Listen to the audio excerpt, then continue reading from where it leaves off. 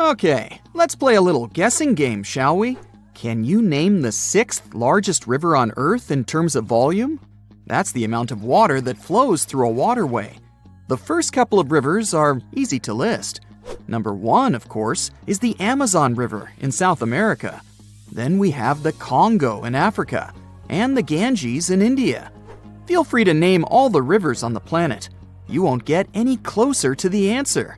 Why? Because this river is not on the surface, but underneath the waves of the Black Sea. In 2010, a team of scientists discovered this river while studying the Bosphorus Strait in Turkey. Sonar scanning revealed a channel at the bottom of the Black Sea. The channel had water flowing through it.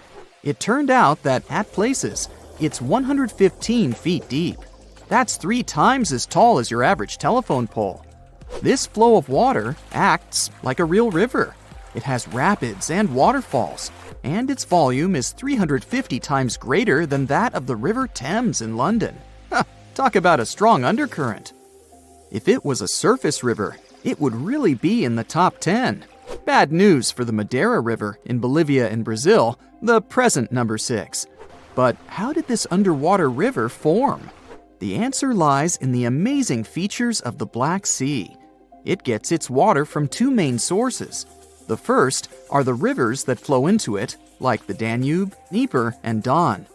Lot of D's there. But more importantly, they are all freshwater waterways. On the other side, quite literally, there is the Mediterranean, and it's salty, like a lot. When this salt water gets inside the Black Sea, it goes straight to the bottom. You see, fresh water is lighter than salt water. This creates stratification.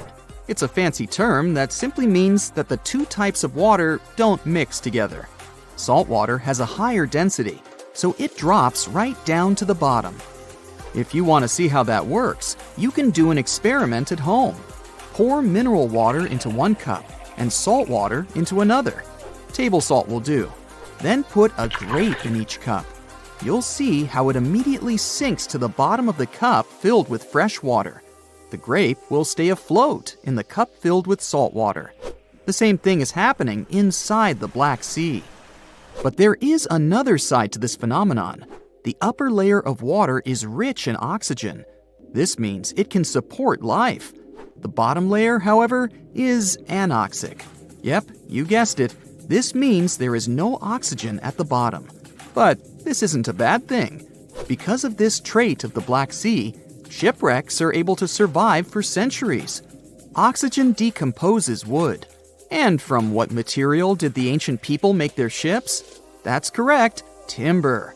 Recently, in 2018, scientists discovered the oldest Greek shipwreck on Earth. The merchant ship lies more than a mile deep at the bottom of the sea. Experts estimate that the vessel is 2,400 years old. The wreck was valuable for historians to study all the elements of ancient ship construction. From the mast to the rowing benches, it's all intact. The wreck lies some 50 miles off the coast of Bulgaria, but no one has seen it in person. Explorers sent a deep-sea ROV, or remotely operated vehicle, to film the wreckage. It was impossible for a diver to go down. But the Black Sea doesn't look that huge on a map. Could it be that deep? Oh yes, it's way deeper than people think. You could stack 6 Empire State Buildings at the deepest point of the Black Sea, around 7,257 feet. This inland sea isn't the only place on Earth where researchers have discovered shipwrecks and underwater rivers.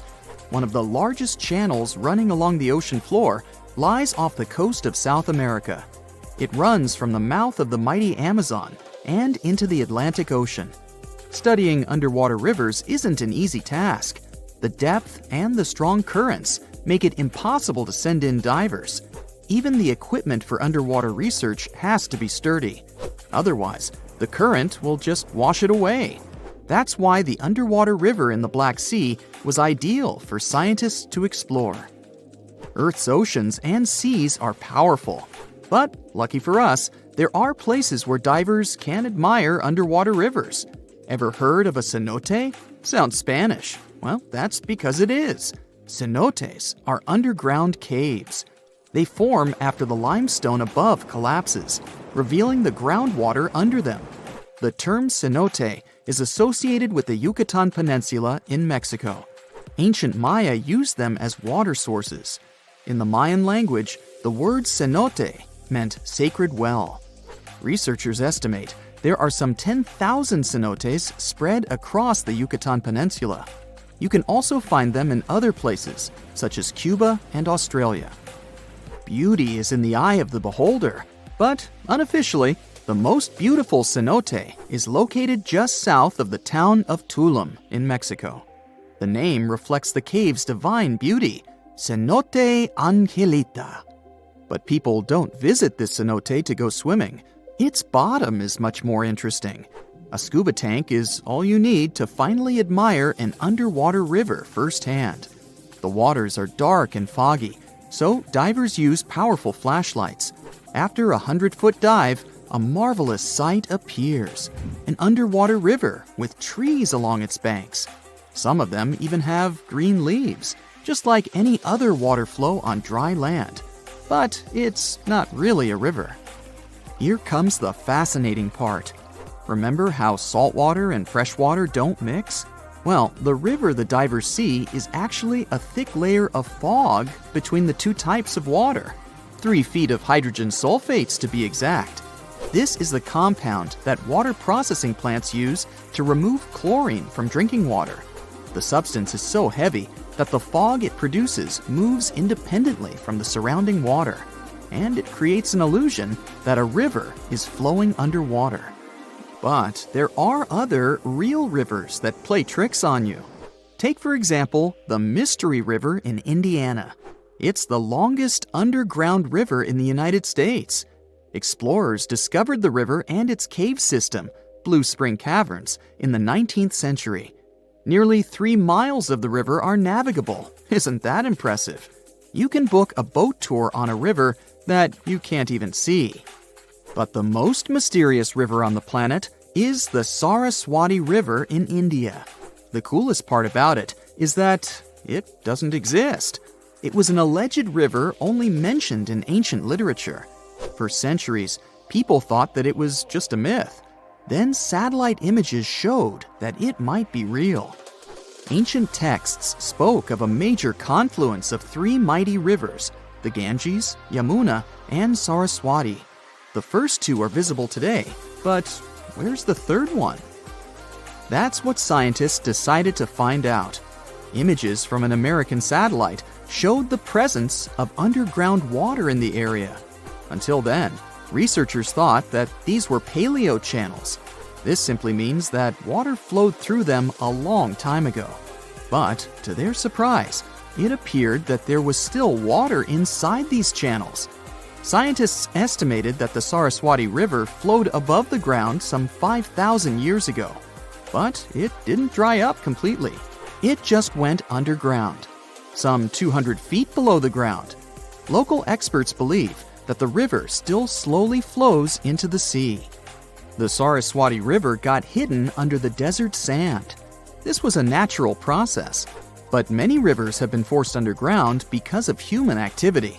In London, England, several dozen small and medium-sized rivers now flow under the ground.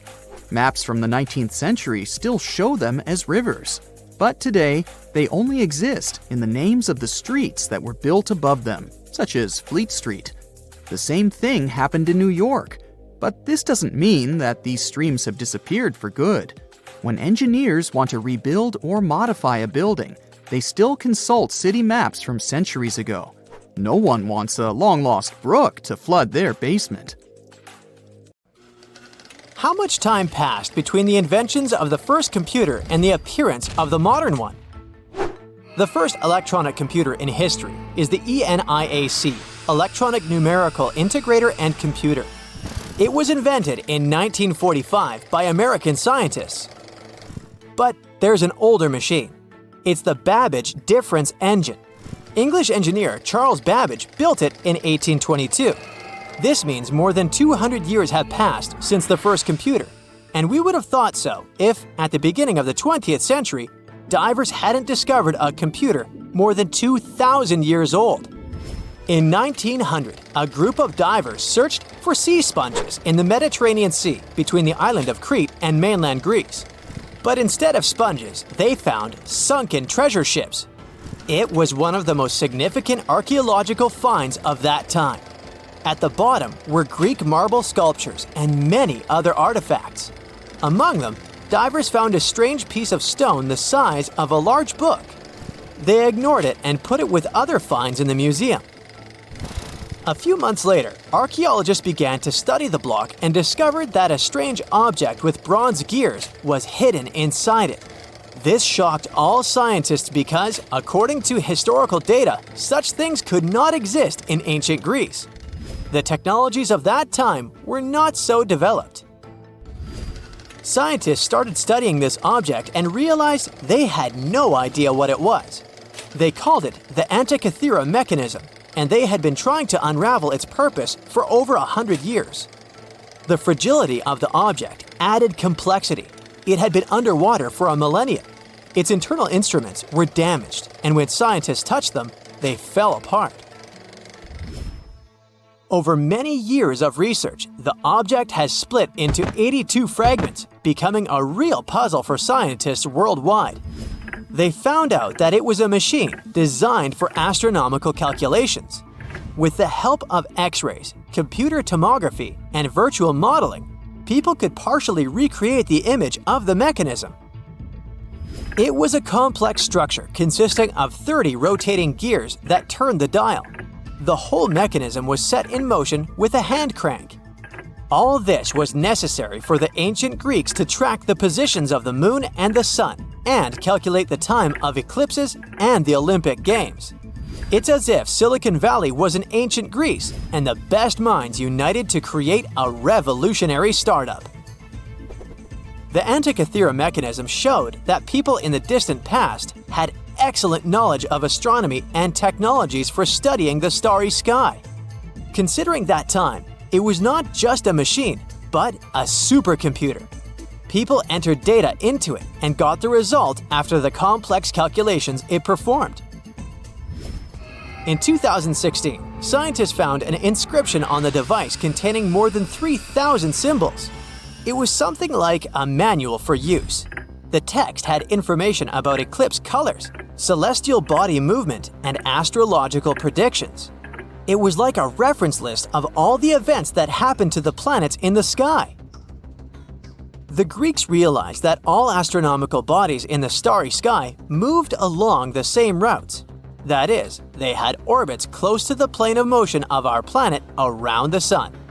Ancient astronomers couldn't calculate the path of their movement, so they created the Antikythera mechanism. This was one of its main functions. The researchers found confirmation of this version in the words of the Roman lawyer Cicero. In one of his quotes, there was a mention of a computing machine created by mathematician Archimedes. According to Cicero, the machine could depict the movement of 5 stars called wanderers. At that time, people called celestial bodies that way. Archimedes had lived before the Antikythera mechanism was invented, but perhaps he created the drawings that became the basis of the device. The mechanism worked, and when you turned the handle on it, it rotated the gears in the front and rear parts of the device. And then, the dial showed you the direction of movement of space objects. Besides, the machine had an astronomical calendar inside and tracked the time of sporting events, such as the Olympic Games, and also helped to calculate the exact time of the eclipse. Apparently, the Antikythera mechanism was something like a powerful organizer used by scientists or wealthy citizens of Greece. But what is most unusual is that its creator probably installed the function that changed the observation properties depending on the observer's location. This means that ancient astronomers had to enter different coordinates in different areas for the correct result.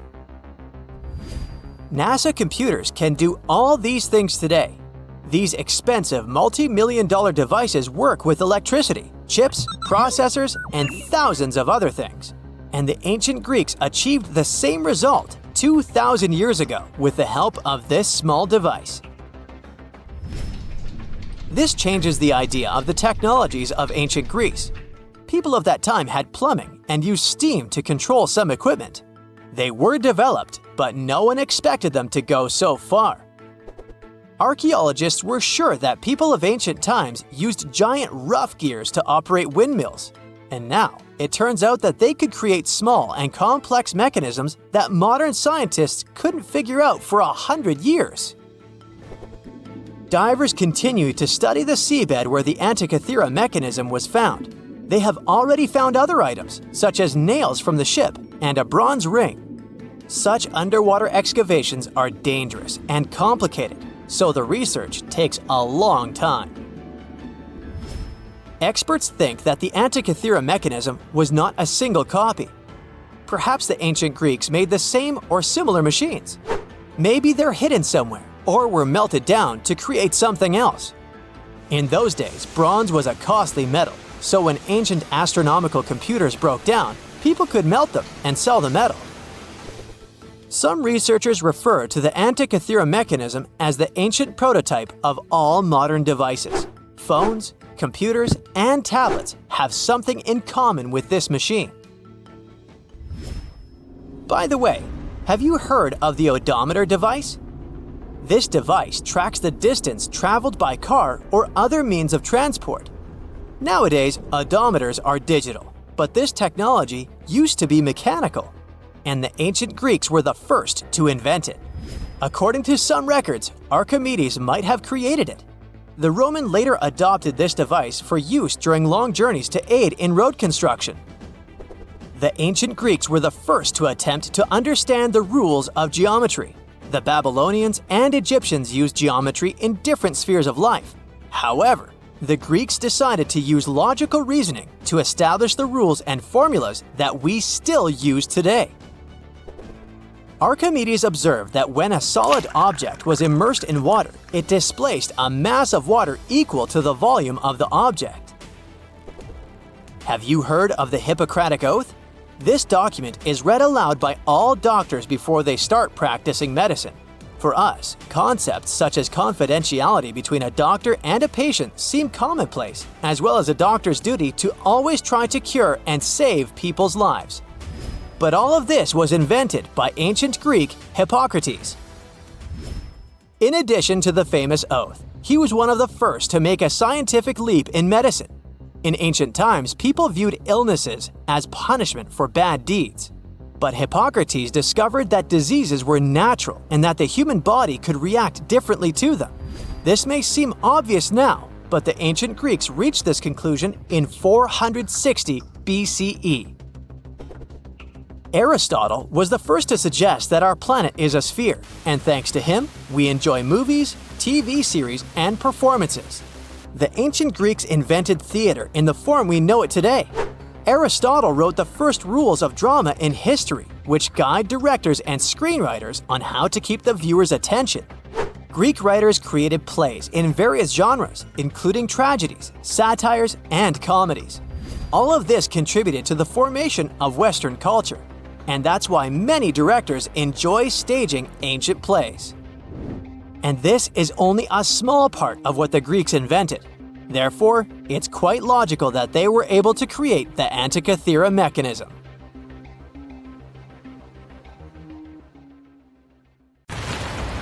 Surprise! There's more than 7 continents on our planet.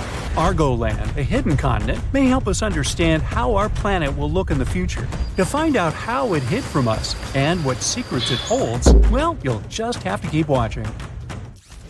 Ready for a mystery? Scientists have been looking for a piece of land that's been missing for over 100 million years. Not exactly newsworthy, since people search for information about our planet's history all the time. You'd think it was probably this minuscule island somewhere in the middle of an ocean. Well, you'd be wrong, because this continent used to be as big as the entire U.S. territory. For a long time, geologists have been wondering whether a massive chunk of contemporary Australia vanished into thin air. Some believed it was simply hiding somewhere on the ocean floor. But thanks to some Dutch specialists and 7 years of investigating, We now know there are bits and pieces of this lost land mixed underneath the lush jungles of Southeast Asia. The continents we see in our geography manuals these days are like scattered pieces of a puzzle. There's even a nice experiment you can conduct to see for yourself. Find a world map online and print it out. Cut out all of the continents and play around with them for a while.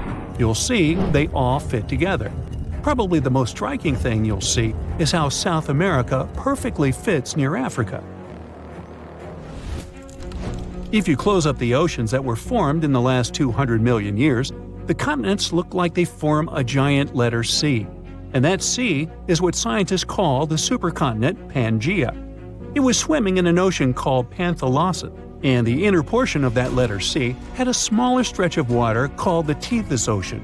It is in this small ocean where things get interesting. Back in the Jurassic period, this vanished continent, which scientists started calling Argoland, vanished and left a hole in Australia, now known as the Argo-Abyssal Plain. Geologists initially believed this was all due to a process called subduction. It's when one piece of the Earth's crust dives under another and recycles it into the planet's mantle. Usually, specialists track this continental vanishing through off-scraping. That's how they figured out, for instance, that India bumped into Asia and gave us the majestic Himalayan mountains. But for Argoland, things were a bit more complicated. Bits and pieces were popping up in places like Myanmar and Indonesia, but they behaved like these time-traveling relics, looking way older than when Argoland supposedly separated from Australia. It immediately raised the question: if one continent can behave so weirdly, how many others are out there doing the same? Thankfully, scientists have now put together the entire timeline of Argoland and figured out its mystery. It didn't sink or get swallowed up. It simply transformed into an archipelago, breaking into smaller pieces, called microcontinents, and floating away from Australia. These mini-continents then took a little journey before settling down in Southeast Asian jungles. This discovery fits right into the whole Pangaea puzzle. It helps us better understand how continents break up and make up, all in one discovery, revealing secrets of biodiversity and climate back from in the day. If you'd like to find out more secrets about history, civilization, or random day-to-day objects, be sure to like this video and subscribe to the channel. Like, for instance, the mystery behind this invisible species line in Indonesia. It's called the Wallace Line, named after the British explorer Alfred Russel Wallace. Over 150 years ago, Wallace was on a journey around the Malay archipelago, visiting thousands of islands. What he found was that animals on one side of this invisible line were considerably different from ones on the other side. This invisible line is like a wall between marsupials and tigers, for instance, or honey-eaters and trogons. But now we know that around 35 million years ago, Australia broke up with Antarctica and collided with Asia, and this continental love triangle triggered significant changes. It didn't just change the way the land looked, it also messed with the species of animals on each side of the Wallace Line. In more recent times, a bunch of specialists published a study saying this collision and climate chaos made Asian species comfy living in the Malay archipelago. Meanwhile, the Aussie animals weren't as happy with the new environment. It was too hot and wet for some, and others just couldn't handle the tropical island lifestyle. The discovery of this continental shift towards Asia might also explain a recent finding of a human species that didn't seem to make any sense either. You see, in this hidden cave in the Philippines, archaeologists stumbled upon a new human ancestor. It seems that about 50,000 years ago, on the island of Luzon, there was this ancient human-like species. The lead researcher believed this finding was crucial for understanding human evolution in Asia, and it named this new species after the island, Homo luzonensis. Now, here's where it gets a bit confusing. The bones found by archaeologists had one small problem. They had a weird mix of traits that hadn't been seen together in any other hominid species. Smaller teeth, similar to ours, yet hands and feet that were more like our ancient humanoid ancestors. It was those throwback limbs in particular that connected this human species with the long-lost Southern Territory. That's because they have this primitive look, like these hard-to-pronounce guys, for instance. Only these two species are separated by 2 to 3 million years of time in evolution. Many have wondered, is Homo luzonensis really a new species? Not everyone is convinced. But it may also explain why living creatures are also affected by the constant shifting of the land underneath us. Now, just because they haven't changed much during our lifetime, it doesn't mean our continents will look like this forever. They evolved from this large megacontinent, and they'll most likely end up in a similar position in the future. On that note, a geologist from a European university tried to predict the future of Earth's supercontinents. As a starting point, he used an earthquake that occurred in Portugal back in 1755, when tectonic plates behaved a bit differently than they should have. After years of research, he came up with a theory in 2016. He believed that the stitches between these tectonic plates might be coming apart, setting the stage for a bigger rupture. It's like when glass cracks between two holes in a car windshield. If this happens, a subduction zone could stretch from the Mediterranean all the way up past Ireland, bringing volcanoes, earthquakes, and new mountains to these areas. If all goes according to this plan, the Atlantic Ocean will disappear, and so will the Pacific, turning into one large stretch of water. Instead of the 7 continents we know today, we'll get a new supercontinent, which he called Arica, because it would have Australia and the Americas at its heart. Now, it's not the only possible scenario, though. Novo Pangea might be another, and it's easy to foresee. The Atlantic stays open and the Pacific closes. Then there's Amasia. For this one, you'd have to imagine the Arctic Ocean closing and the Atlantic and Pacific staying open. Everything shifts to the north around the North Pole, except Antarctica. One final scenario would be called Pangea Ultima. Slow down the spreading in the Atlantic, and a new subduction plate pops up on the America's east coast. Well, either way, if all the continents collide in the future once more, some say it won't be fun to experience. It's believed that in around 250 million years, we'll feel like we're being trapped in a sweltering, soggy plastic bag. Weirdly, that bag will be the best place to live on Earth, the coastal areas. As for the inland spots, they'll be sizzling, like a desert on fire. Many of the species of animals we know today might not make it.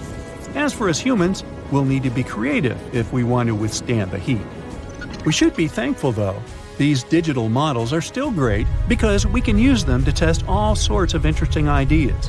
For example, how these supercontinents would mess with tides.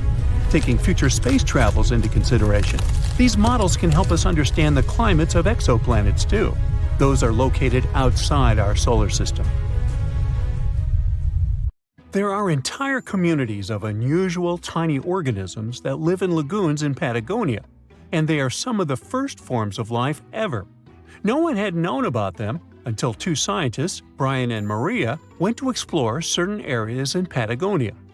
Now, Patagonia occupies nearly half of Argentina, and few people live there. Only some farmers and sheep ranchers that mostly stay near rivers and grow things such as apples, pears, and alfalfa. A long time ago, it was a wild and distant place where Indian tribes lived.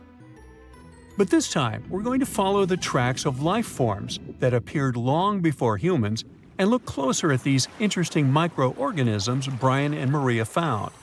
Those two had to drive for 9 hours on some rough roads to reach their destination. They stayed in a small village. Only 35 people live there.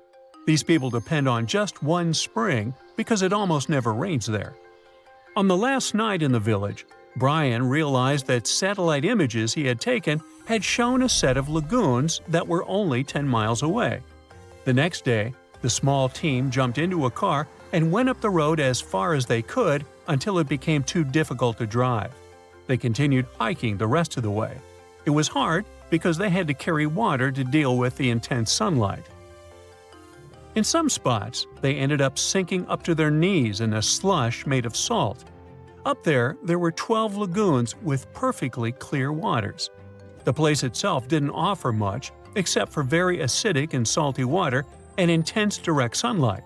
But it was kind of like traveling back in time, because those conditions were like what Earth looked like many, many years ago.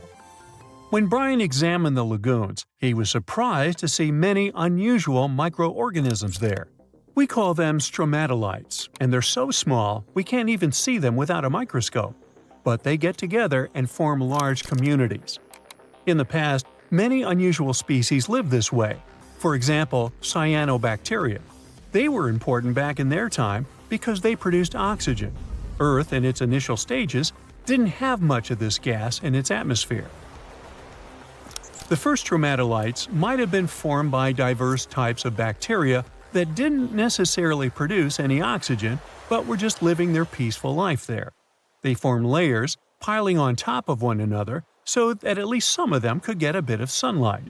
They used sand and sticky liquids to stay close together. Brian was also incredibly surprised because those were the biggest living stromatolites he had ever seen. Living stromatolites usually grow to be over 3.3 feet high, but the newly found ones were 15 feet wide and a few feet tall, which is giant compared to those living in other places. And fossilized ones were even larger. A long time ago, they could grow bigger than today because there weren't many other species that could eat or harm them. Also, there are many other organisms today that can grow faster and more massive than them and take up their space. That's why stromatolites can only survive in rare places where hardly anything else can live, like in these very salty lagoons located high above sea level in Punta de Atacama. The stromatolites found there are the most famous ones because they might be some of the best examples of the earliest life on our planet. But they're not actually the first form of life on Earth. The oldest of their fossils are 3.5 billion years old, while some other evidence we have tells us that life on our planet appeared around 4.1 billion years ago. Maybe some stromatolites lived back then as well. But Earth has changed a lot since then, and the places where they might have lived haven't survived. Now, all this may not seem like a lot at first glance, because no one has found an exotic and weird beast our world has never seen. But these are notable examples of what searching for life somewhere else in the universe might look like. Scientists who are interested in studying Mars often come to this place, since it might be similar to what the red planet looked like an exceptionally long time ago. If there were fossils hidden in the ancient rocks on Mars, they might look like these stromatolites. Another faraway land has revealed some of its secrets. It's Antarctica, with an ancient lost world found under its ice. Antarctica hasn't always been this frosty, isolated land of snow and ice sheets. Once it used to be part of the Gondwana supercontinent, together with what is now South America, Africa, Australia, the Arabian Peninsula, and the Indian subcontinent. But at some point, it split off and went to build a life on its own. It formed as other landmasses started to move away, which created its coastline. But Antarctica was different in many other ways back then too. It used to be a land covered in magnificent forests and rivers full of life. Scientists use radar and satellites to explore a mysterious world hidden under the ice there. This ancient land, which is close to the Indian Ocean, is as big as the U.S. state of Maryland or Belgium. It's more than 14 million years old. Some studies say that this area formed over 34 million years ago, which was way before Antarctica got into its deep freeze. At first, temperatures there were higher, possibly like the weather in Patagonia or the cold, temperate rainforests of Tasmania, New Zealand, or maybe even more tropical than that. But as the climate became cooler, small glaciers started forming on hills close to the rivers. Valleys sunk deeper because of all that ice covering them. And then, temperatures dropped even lower, and a giant layer of ice covered the entire continent, hiding those old glaciers. Rivers shaped this lost world a long time ago, way before it ended up covered in ice that's almost 2 miles thick in some spots. Scientific studies of this area showed that those landscapes had been full of highlands and mountains. The ice that formed over Antarctica made the whole area very cold, so the landscape couldn't erode anymore. This means everything has remained basically the same and untouched under the ice for millions and millions of years. What's interesting is that we know less about this land hidden under the ice than about the surface of Mars. One way to explore it would be to drill through these ice sheets to check for samples of sediments below. They could tell us more about the ancient flora and fauna frozen underneath. It's not a new method. A similar method was used to collect 2-million-year-old samples in Greenland. Australia has a secret world too. Ancient organisms were found hidden in rocks in the northern parts of the continent that are about 1.6 billion years old. These microscopic things are part of a family called eukaryotes. The members of this family that exist today include plants, fungi, animals, and even those tiny organisms with just one cell, such as amoeba. All living things with nuclei in their cells, including us, can trace their family tree back to one of the oldest members of this family. That one is called the last eukaryotic common ancestor, and it lived more than 1.2 billion years ago. Those ancient organisms were more complex and bigger than bacteria. Maybe they were the first predators on Earth, hunting bacteria. Remember the Neanderthals? Our superstar humanoid cousins of the Pleistocene era in all their wide-nosed and slope-foreheaded glory? They roamed through Europe and Asia for over 350,000 years before they vanished. This was around the same time our ancestors, the Homo sapiens, decided to take a vacation from Africa and explore the world. We may never know what truly happened to the Neanderthals and why they didn't make it to the present times, but thanks to some hefty archaeological digging and impressive fossil finds, we now know a bit more about them. One theory for their disappearance is that the climate wasn't suitable for them anymore. Supporters of this idea think Mother Nature turned on the Neanderthals and sent them packing. Unfortunately, if we look at Neanderthal archaeological sites in Italy, for example, there are no signs of weather catastrophes that could have wiped out this entire species. Others believe there was a bit of resource competition between Neanderthals and humans. That's why specialists also dug around several other archaeological sites where Neanderthals and sapiens might have rubbed elbows for about 3,000 years. In this case, it does seem that the Neanderthals were a bit behind with their tools. Their technology was like flip phones in the age of VR. But who knows if these two species ever crossed paths in that particular region? The evidence is still fuzzy. How they went extinct isn't the only information we're curious about when it comes to Neanderthals. Other scientists, for instance, are trying to decode some of the Neanderthal molecular barcodes to identify their specific traits, some of which you might share, believe it or not. Sure, Neanderthals as a whole species did, in fact, go extinct. But that's not to say remnants of their DNA can't be found in humans. Now you know how things go when folks live near each other. Some genetic mixing was bound to happen. The evidence? A dash of Neanderthal DNA which was found in modern folks. Now, this is where the plot thickens. Scientists thought that since Neanderthals never lived in Africa, their DNA wouldn't be found in modern African populations. Well, it turns out that African people have about 0.5% Neanderthal DNA too. This doesn't mean our Neanderthal relatives simply teleported through African territories without leaving any trace behind. What this discovery actually implies is that early humans might have visited Europe, mixed their genetic material with that of Neanderthals, after which they returned to Africa. That's a lot of migration. How did we stumble upon that Neanderthal DNA these days, you might wonder? Well, scientists gathered thousands of people from all around the world. Participants came from places like East Asia, Europe, South Asia, America, and Africa. Percentages may vary, sure, but around 20% of the good old Neanderthal DNA is still found in US modern folks. Sure, the average Joe only carries about 2% of that caveman swagger. If you're from certain places or families that have a smidge more Neanderthal in their gene soup, you're looking at 3% tops. Is there anything in particular that we share with our long-gone humanoid cousins? As it turns out, our Neanderthal ancestors gifted us more than just their company for some thousands of years. They also passed down the incredible legacy of their noses. Well, you see, the Neanderthals were outfitted with some seriously high-rising sniffers. These weren't just cosmetic, they were also quite the asset in chilly climates. The icicle-dripping, teeth-chattering kind of cold where your breath could freeze before it leaves your lips. During those days, the Neanderthal noses worked as personal heaters, warming and humidifying the cold, dry air they inhaled. For that kind of extreme weather, these impressive nasal skyscrapers turned out to be quite handy. When our Homo sapiens ancestors decided to leave the sunny savannas of Africa for a spot of frostbite up in Eurasia, they bumped into the Neanderthals. This encounter resulted in not just an exchange of pleasantries, but also an exchange of genes that coded for larger noses. This newfound genetic nugget was discovered by scientists who dug deep into the DNA of over 6,000 volunteers. To complete the study, these scientists meticulously compared this genetic data to snapshots of the volunteers' faces. They measured the distances between various points on each face, such as the height of the volunteers' nose bridges.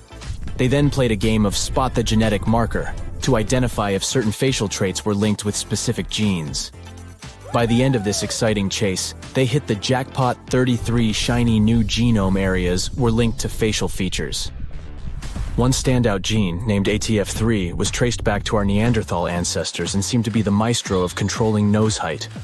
Participants with Native American ancestry had Neanderthal hand-me-downs in this gene, contributing to their taller noses.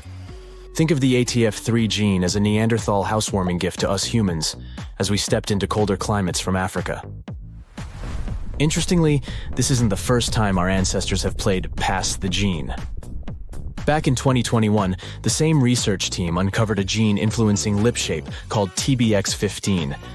This gene was a little love note from the Denisovans, another set of our ancient relatives, who lived in Asia and went extinct around 30,000 years ago. Another part of the scientific community believes our Neanderthal buddies had this weird genetic feature when it came to their brains. Is that why they didn't make it? Through this theory, it was suggested that US humans might owe our brainy edge to a quirky gene mutation. This mutation gave our neocortex, that's the smarty pants part of the brain, a little population boom in the neuron department. This amazing gene of ours isn't all that different from the Neanderthal version. It's just one amino acid off, just like ordering a coffee with one sugar instead of none. This tiny tweak is found in virtually all modern humans. Meanwhile, our extinct relatives, the Neanderthals, Denisovans, and other primate pals, all missed the mutation memo, at least according to the study. Now, let's not get ahead of ourselves. Just because we have more neurons doesn't necessarily mean we're geniuses by comparison. But these results do suggest that we might have rewired the brain in a way that gave us a cognitive leg up. Also, it's not all about this lone amino acid difference. It's just a piece of the puzzle. Scientists have previously found a whopping 96 differences between our DNA and that of Neanderthals that could have potentially affected our different outcomes as species. Studying Neanderthal DNA also gave us some insight into their relationships. In fact, we now have some solid evidence of what a Neanderthal family looked like. And surprisingly, it's not really that different from ours. For this study, researchers gathered information from a Neanderthal archaeological site located in Asia. They discovered that one particular family included a doting Neanderthal dad, his teen daughter, and a sprightly young lad who was possibly their nephew or cousin. Part of the group was also an older female relative, maybe an aunt or granny. Now, our young damsel would eventually pack her bags, wave a teary goodbye, and leave her papa's home when she found Mr. Right. Had she been a boy like her young cousin, she would have been a happy homebody. But worry not, she wasn't stepping into a world of strangers. Her new community likely had some familiar, friendly faces. But how were scientists able to predict the ending of this story? By browsing through their gene pool, researchers were able to figure out that the Neanderthal social structure was patrilical. What this means is that most female Neanderthals left their homes when choosing a partner and started a new life with another family. The same research shows that our cave-dwelling clans likely weren't living in isolation either. Families living close by were probably visiting the same rock sampling areas to make their stone tools, the equivalent of a neighborhood hardware store. And when they weren't tooling around, they were busy hunting delicious meals like ibex, horses, bison, and other wandering critters. Scientists, however, were careful to add that this ancient family portrait might not represent the full spectrum of Neanderthal social life. They've kindly asked future archaeologists to get more Neanderthal DNAs on the Ancestry websites.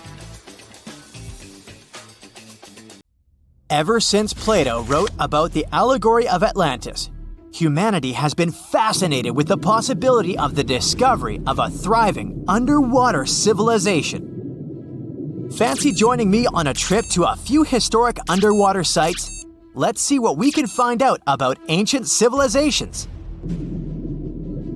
The first one on our list is what is being called the underwater Stonehenge. Scientists have recently discovered a mysterious pile of cairns that stretch for miles under the shimmering waters of Lake Constance at the borders of Switzerland, Germany, and Austria. Archaeologists began to explore the site back in 2015, and they haven't been able to understand yet what it was actually used for. What they do know is that there is a 12-mile line of 170 human-made stone cairns under Lake Constance. Scientists say this was most likely the result of a combined work of several villages. The cairn site was probably used for some collective purpose. The formations are huge. Some of them are several dozen feet wide. The most amazing discovery so far is that the site dates back to around 5,500 years ago. Now, what were we humans doing back then? We were living in the prime years of the so-called Stone Age. We were beginning to make artifacts from stone and use them to hunt and eat. Can you imagine what a knife and fork might have looked like back in those days? It's no coincidence that scientists call this site the underwater Stonehenge, though. Both sites are believed to have been built around the same period of time. You see, Stonehenge dates back to around 3100 BCE. Both sites carry the distinct characteristic of stone monuments built in a circle. Not to mention the fact that scientists also haven't figured out why on earth our early ancestors would feel the need to build a monument such as Stonehenge. Well, the mystery of Lake Constance hasn't been solved yet. Who were the Neolithic people from this area? And for what purpose did they go through such an amount of work and effort to build this huge stone site?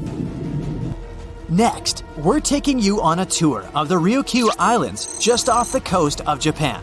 You're diving deep down to an archaeological site.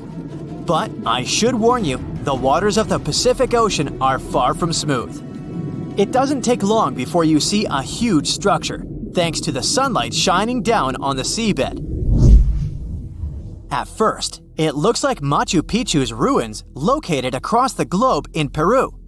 As you approach the site, you slowly figure out its forms. A pyramid-shaped structure, arches, staircases. It's something that could have easily been a palace or a castle. Could this be a sign of human activity? What you've just seen is known today as the Yonaguni Monument. It also goes by the name of Japan's Atlantis. The entire monument is about the size of 5 soccer fields and the height of a 5-story building. Its most surprising feature is its expanse of terraces. Explorers and scientists believe that Yonaguni might be 10,000 years old. But whether it's a human-made structure or a natural formation is still under debate. For Japan's top marine geologist, Professor Masaki Kimura, Yonaguni is the heritage of a lost civilization. Kimura has dived to the bottom of the ocean to explore the ruins over 100 times over the past 10 years. According to him, there are clear signs of human activity down there. On the monument's surface, there is a triangle-shaped concave that is a historical symbol of water fountains in the region. There's also a giant turtle carved on the eastern side of the structure.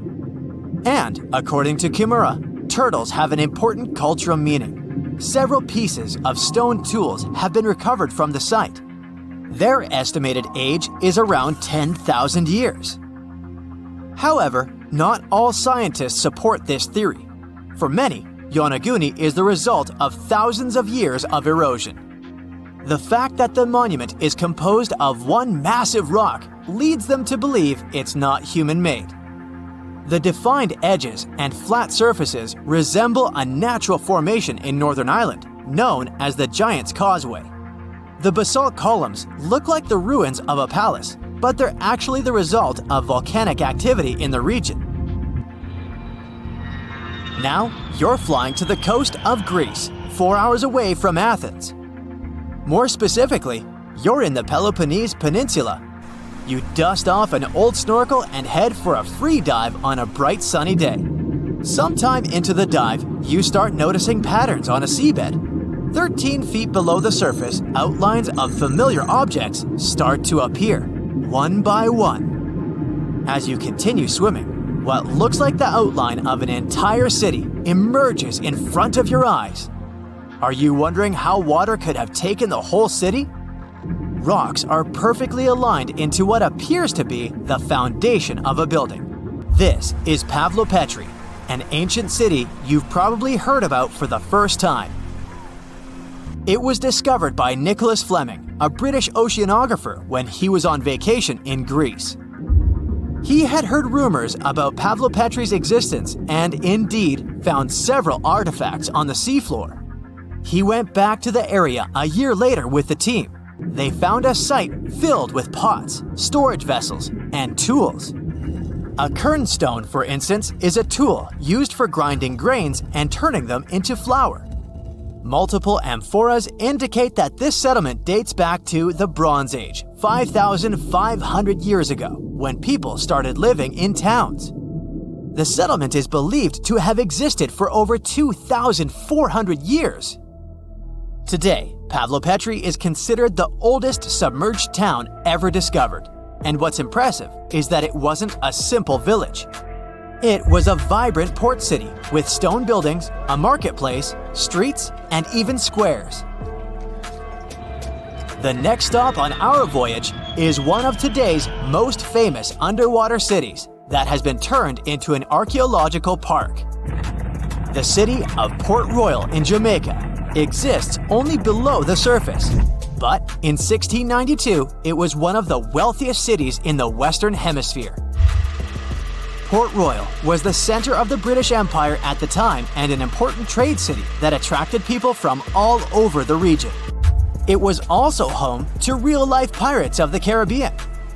On the morning of June 7, 1692, the people of Port Royal met a different fate than they had probably expected. The city woke up shaking. People were thrown out of their beds by the power of a massive earthquake, ranking 7.5 on a Richter scale. One survivor said he had seen Earth opening up and swallowing the whole town. What he said could be true, as the city was mainly built on sand. The ground swallowed buildings, roads, you name it. Geysers erupted, and finally, waves as big as 10-story buildings hit the city.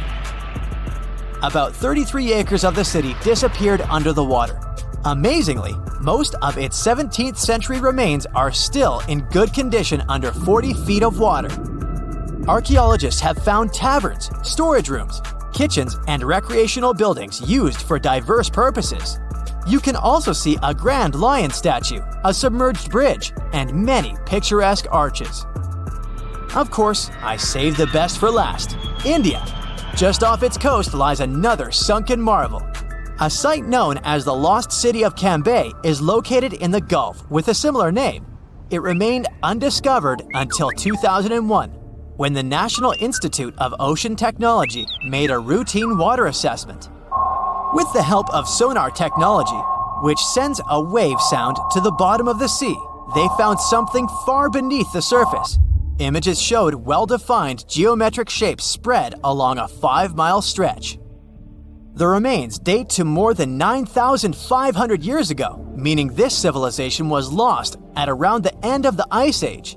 Debris recovered from the site included construction material, pottery, beads, sculptures, and even bones. Scientists argue whether these artifacts are indeed from the site, but if they truly are, then the lost city of Cambay might be the oldest civilization in the world. The Earth has 3 main layers: 2 parts of the core, the dense, hot inner core, and the molten outer core. Then comes the mantle. And then follows the thin crust, the surface that supports life as we know it. At least, that's what we thought, because now scientists found a new mysterious layer located deep within the solid inner core. Earth's inner core is approximately 2/3 the size of the Moon. And made of nickel and solid iron, it's burning hot. The temperature at the center of our planet is the same as at the surface of the sun. The outer core can reach almost 10,000 degrees Fahrenheit. It's difficult to explore it because we can't go there, and it's like looking through a really dirty window of 3,200 miles of molten metal and rocks. But we can rely on laboratory experiments on heated pressurized rocks, signals from seismic waves, and computer models. When an earthquake hits, it sends out seismic shock waves. Those waves travel through layers at a different speed, depending on the direction they go and the material they move through. In the new study, a team of scientists set a data set of 100,000 deep earthquakes. Some of them went over 60 miles below the surface. When an earthquake happens on one side of our planet, scientists track its waves all along to the other side. Waves change when they come to the other side, so scientists try to understand the materials these waves have passed through. They found a new layer in the core of our planet thanks to earthquakes. Normally, shock waves travel along the equator, but down below, they digress and go into different directions, about 60 degrees to the side. When waves pass through the inner core going from north to south, they will travel more quickly than waves going through the core parallel to the equator. It's important to understand the core because it creates our magnetic field, which in turn protects the planet from things like solar winds that are charged particles coming from the sun. In the 1960s, we discovered the Earth pulsates every 26 seconds. It's like clockwork, a giant heartbeat. The ground is slightly shaking, but we mostly don't feel it. Researchers can still track it. Some of them think the continental shelf comes as a huge wave break under the oceans. For example, the highest part of the North American continent falls off into a deep abyssal plain. One theory says waves hit this spot, producing regular pulses. It's like having all kinds of drums. You hit them with your hands and accidentally slam that one spot that produces the right harmonic bang to rattle our entire planet. If this theory is true, we're lucky there are no more spots like this that can shake the Earth. Other scientists believe the pulsation happens because there's a volcano near the critical spot, the island of Sao Tome in the Bight of Boni. You're walking, running, and jumping, but when you stop, it always feels like you're standing still. In reality, you're moving even when you're perfectly still because our planet is always on the move. Depending on where you're at, you could be spinning through the universe at more than 1,000 miles per hour. If you're on the equator, you'll move the fastest. Let's say you have a basketball spinning on your finger. Check the ball's equator. A random point on it has farther to go in just one spin than any point near your finger. That means the point on the equator is moving more quickly. The Earth is a planet that recycles all the time. The ground we're walking on is recycled. Our planet's rock cycle turns rocks of one type into another. That's a cycle that goes on and on. The depths of our planet are filled with magma. As magma is going out onto the surface, it hardens into rock. Tectonic processes like volcanic activity, earthquakes, mountain building, and all of the other processes that shape the surface of our planet bring that rock to the Earth's surface. When the rock is on the surface, erosion shapes it and shaves its bits off. Those small particles then get deposited. All the pressure coming from above compacts the particles into sedimentary rocks, like, for example, sandstone. Sedimentary rocks can also end up deeper and deeper under the Earth's surface. Since there's a lot of heat and pressure, they get cooked into metamorphic rocks. They can go back to the surface once again, or even end up being re-eroded. Sometimes the crust plates are pushing one under another, and this way, rocks can transform into magma once again. We've explored only 5% of the ocean so far. The ocean itself, as well as life below the seafloor, is still a mystery. The sediments that are underlying our oceans are home to different microorganisms that exist even at depths of 1.5 miles beneath the seafloor. There are microbes hidden deep inside volcanic rocks below the seafloor off of the parts of the Pacific, hidden under 870 feet of sediment. The biosphere under the seafloor is growing extremely slowly compared to life on the surface. Cell division happens every 10 to 1,000 years. Something's different about the Earth's axis. Climate changes and melting glaciers, mostly in the regions like the Himalayas and Alaska, made the axis shift. Our planet has two kinds of poles. Are the south and north magnetic poles. They affect things such as drift and navigation. The axis that the Earth is spinning around is another kind of pole. It shifted a little bit over time, but we don't know exactly why. Researchers realize there are moving masses of water, pushing the Earth's axis eastward. Take a basin of water as an example. If you're moving it back and forth, sloshing makes the water move its weight all around. A similar thing is happening on a planetary level. No matter how large an earthquake is, no human could ever feel an earthquake on the opposite side of the Earth, although some people claim they did. In 2013, there was one near the Kuril Islands with a magnitude of 8.5. It went around 400 miles deep. It was so strong, people in Australia reported they could feel the ground shaking. The strongest earthquake happened in Chile in 1960 with a magnitude of 9.5. The rupture zone stretched from 311 miles to almost 620 miles along the country's coast. Earthquakes with a magnitude of 10 or higher can't happen. The magnitude depends on the length of the fault where it occurs. The longer the fault, the bigger the earthquake. A fault is a break in a part of the planet's crust. It has rocks on both sides, and they move past each other. We haven't found a fault long enough to generate earthquakes with a magnitude of 10 or more. If it happened, it would extend around most of our planet. An earthquake with a magnitude of 12 would require a fault larger than our planet. One side of our planet is getting colder than the other. The Earth has a system that keeps it warm from the inside, a red-hot liquid interior deep below the surface. It spins and, at the same time, generates a magnetic field and gravity. That way, the Earth's core holds the atmosphere closer to the planet's surface. The Earth also absorbs heat from the sun, mostly on the surface. The heat doesn't spread equally on all parts of the Earth. One side of the planet, the Pacific Hemisphere, is losing heat more quickly than another, the African Hemisphere. This happens because land traps more heat than the surface under the ocean. The seafloor is way thinner than the landmass. Also, the temperature caused by the heat coming from inside the Earth is getting lower because of huge amounts of cold water above it. Clouds are not just like some fluffy distant pieces of cotton. They weigh more than 1 million pounds and help regulate our planet's temperature. If you take all the water droplets in clouds and bring them to the surface, you could cover the planet with a liquid layer as thin as a human hair. It doesn't seem like a lot, but this water is crucially important for climate. We'd have warmer temperatures if it weren't for the clouds.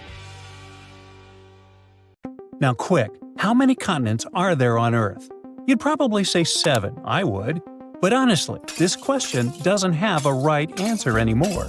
Technically, yes, Earth has 7 continents. But our geography books have been ignoring this whole part of the world. For years, scientists have been arguing that there's actually an 8th continent hiding out there, and it's called Zealandia. Turns out this lost continent isn't so lost anymore. A few years ago, researchers finally mapped out exactly where Zealandia is and how massive it really is. And that was a first, because Zealandia is nothing like the other continents. Think about it. Asia, Europe, Africa, you can spot them from space, or better yet, just look down at your feet. Right now, you are standing on a continent. But most people don't realize every continent on Earth has parts we can't step on, or even see. A lot of their land is hidden under the ocean, and those areas are tough to map or even explore. Now, imagine a continent that's 94% underwater. That'd be almost impossible to find, right? Well, that's Zealandia, a massive chunk of land located beneath the Pacific Ocean. And there's a reason for that. A long, long time ago, Zealandia was part of Gondwana, an ancient supercontinent that included South America, Africa, Antarctica, Australia, and parts of Asia.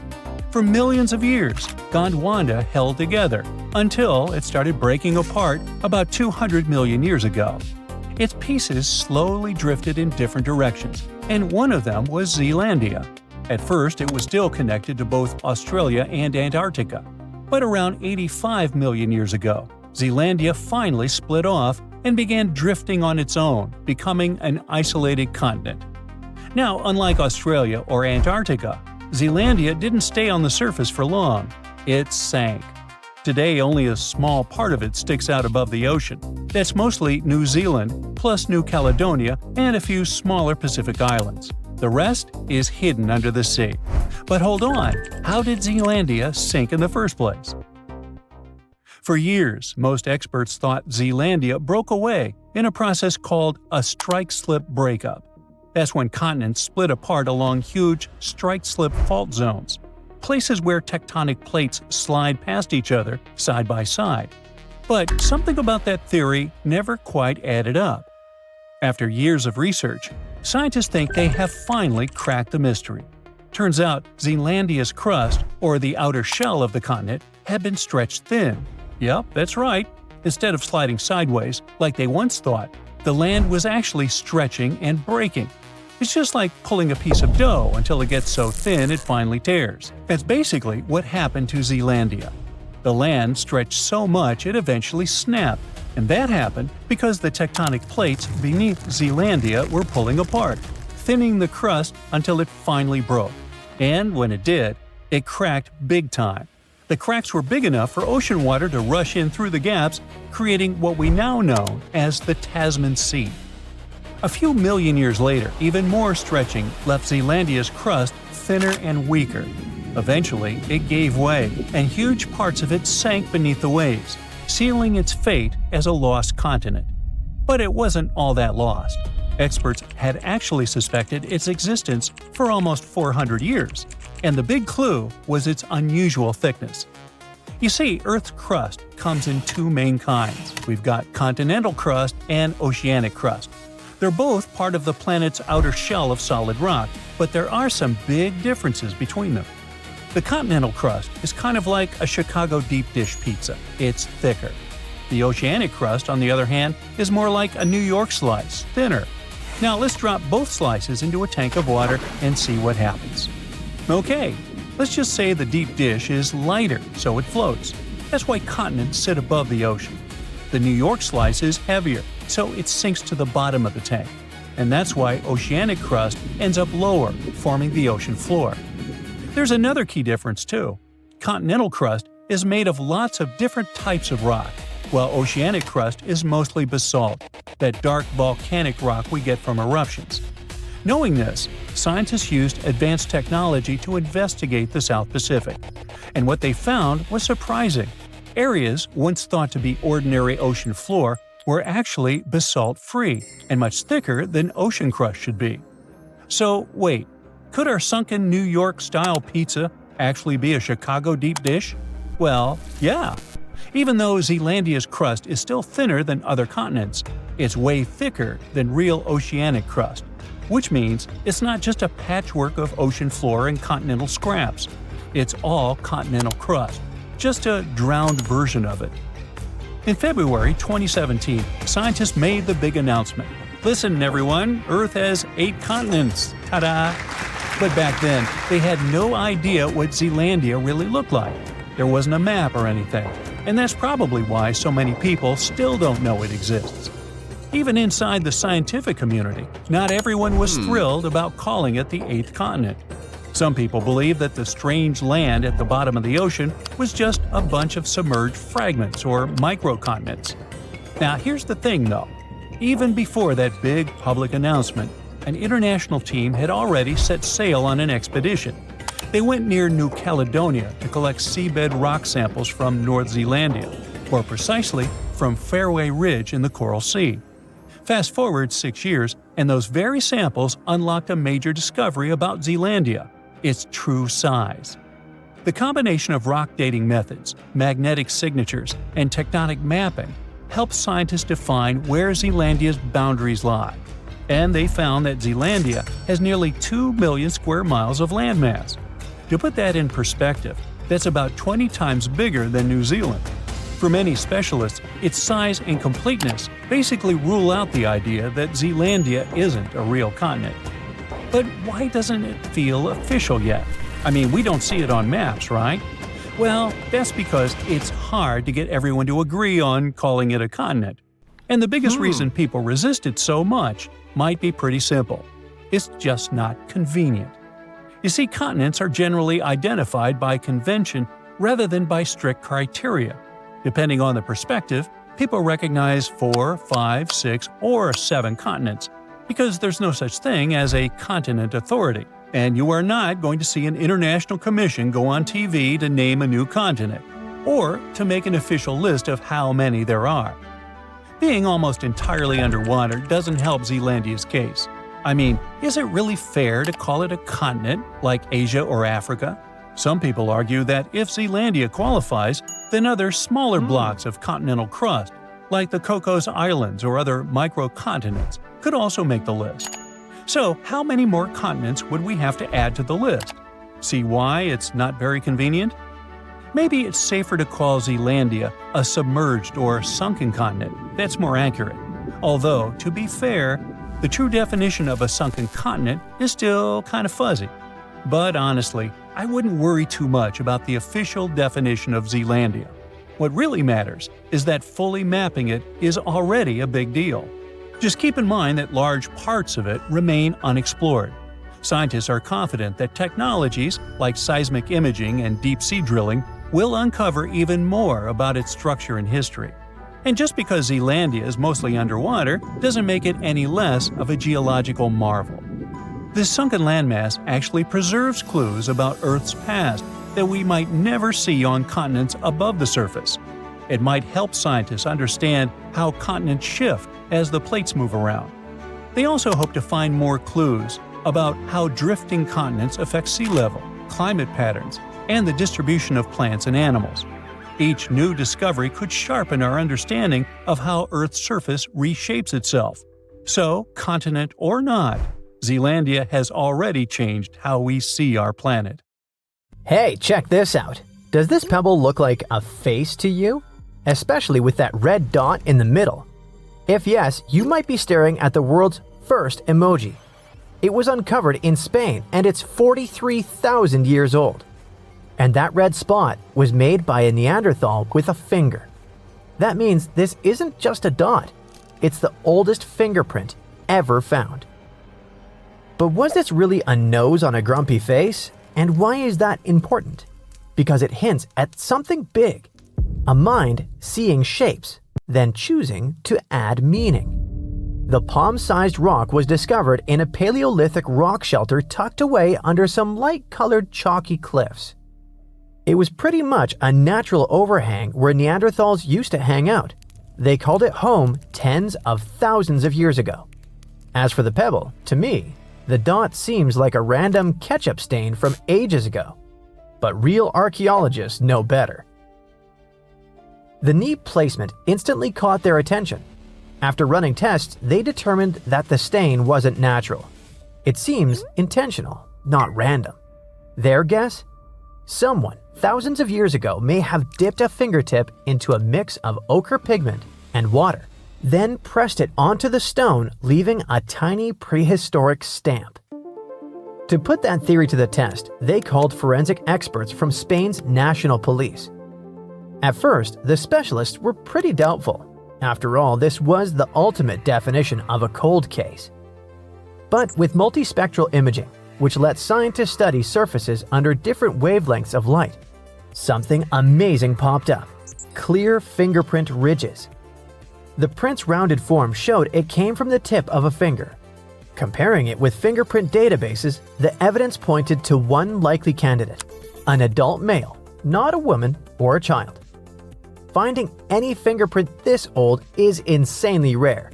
Pigments usually fade, rocks erode, and time wipes away delicate details like ridges. When it comes to fingerprints, the unique patterns actually form before you're even born. During pregnancy, they never change. You might wonder, could a clever criminal damage their skin to erase their fingerprints and fool the cops? Turns out that's basically impossible. Fingerprints aren't just on the surface. They form deep in the skin, in a layer called the dermis. Even if you burn, cut, or scar the outer layer, the patterns underneath usually stay the same and even heal back. Scars might distort the print a little, but that won't help. Ironically, those scars often become a new kind of fingerprint, unique to the person. With today's forensic tools, even a partial print is enough, not to mention the DNA. Yes, fingerprints are just patterns, but they usually come with sweat, skin cells, or oils that may contain DNA. Here's another cool fact. Koalas also have unique fingerprints just like we do.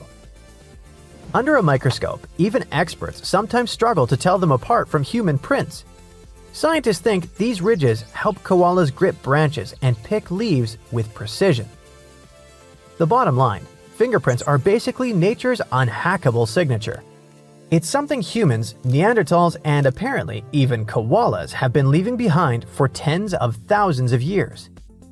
If it's been a while since your biology classes, here are some clarifications. Neanderthals weren't our direct ancestors, they're more like our long-lost cousins. Colloquially, we call them humans too. But for scientists, Neanderthals and modern humans were different species within the same genus. Kind of like how lions and tigers are both big cats, but they're not the same species. Homo sapiens and Homo neanderthalensis split from a common ancestor hundreds of thousands of years ago. Neanderthals dominated Ice Age Europe. When Homo sapiens arrived around 45,000 years ago, the two met, mixed, and today, most people outside Africa carry about 1 to 2% Neanderthal DNA. Eventually, the balance shifted. Within just a few thousand years, Neanderthals disappeared, while modern humans kept spreading. Scientists think it was a mix of different factors. Shifting climates made food scarce, new neighbors brought competition, and their small, scattered populations just made survival even tougher. Now, here's why this little fingerprint is such a big deal. For decades, scientists thought Neanderthals were just built for survival. Strong, but simple. Homo sapiens were supposed to be the creative ones. For a long time, scientists thought they were special because they could think in symbols. Tens of thousands of years ago, our ancestors carved patterns into stones, painted animals on cave walls, and wore beads and pigments as decoration. The earliest proof of symbolic art comes from Blombos Cave in South Africa, where humans etched deliberate designs on pieces of red ochre over 70,000 years ago. Those symbols had no survival purpose. Researchers believe they were expressions of ideas, identity, and meaning. That ability to imagine and represent things we couldn't see was thought to be uniquely human. But this one tiny red dot on a stone challenges that idea. See, the stone already looked like a face, and someone all the way back deliberately pressed a red nose right where it should be. That's symbolic thinking. That could mean that Neanderthals weren't just making tools and hunting mammoths. Perhaps they were able to imagine things. And this isn't just the only clue. This fingerprint is part of a growing pattern that shows Neanderthals were way more like us than we ever believed. For example, in Cova Negra, Spain, archaeologists uncovered the skeleton of a Neanderthal child who had a serious ear condition that made life incredibly hard. However, the little one lived to be around 6 years old. Now, remember, this was the Ice Age. Just managing on your own was challenging. Survival was tough. Food was scarce and danger was everywhere.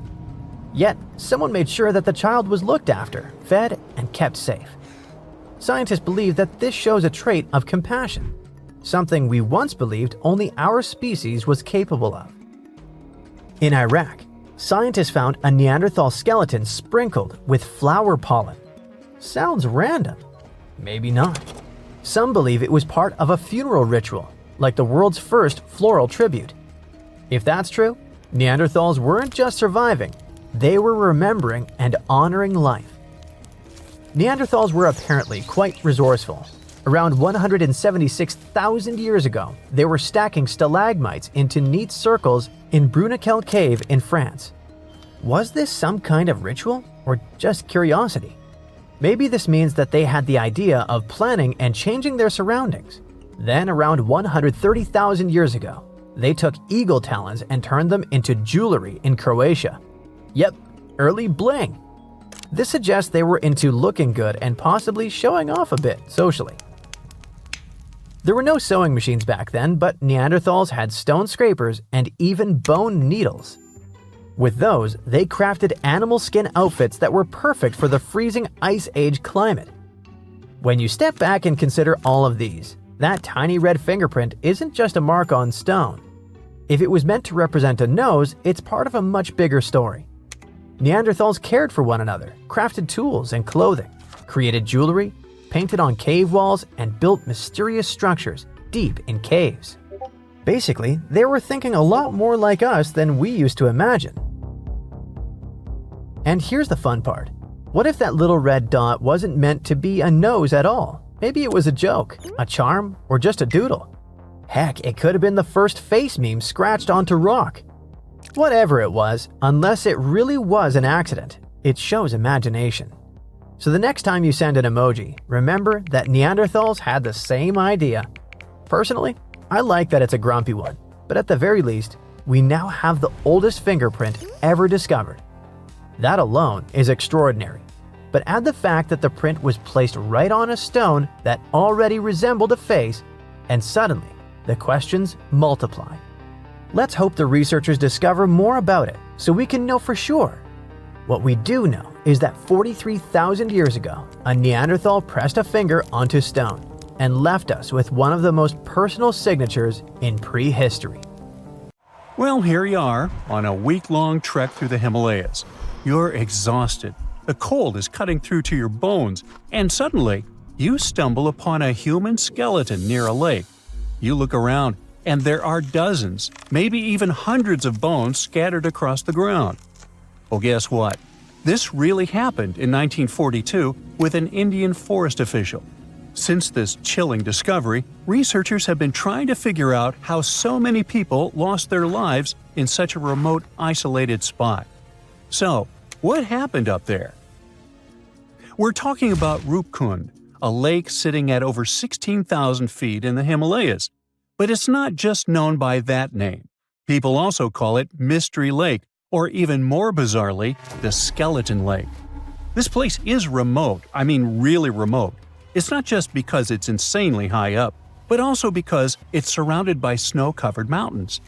Now, if you're planning to go there, make sure you have some solid hiking shoes.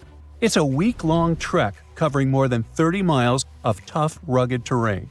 Along the way, you'll pass through all kinds of challenging landscapes: moss-covered oak forests, misty fields with an eerie vibe, and up at the top, snow. The highest point of the trek is a knife-edge ridge called Junargali. Just below that lies Rupkund. The closer you get to the lake, the darker the atmosphere feels. And on the ground, you can find human skeletons scattered around, belonging to more than 300 people. Along with them, there were things like wooden artifacts, leather slippers, and rings. Okay, so something really macabre happened here. But what?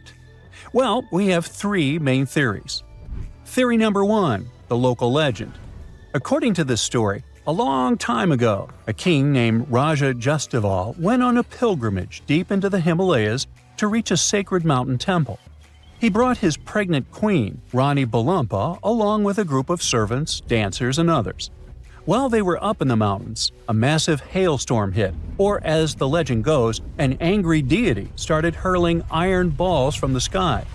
Either way, the storm was brutal, and they had nowhere to take shelter.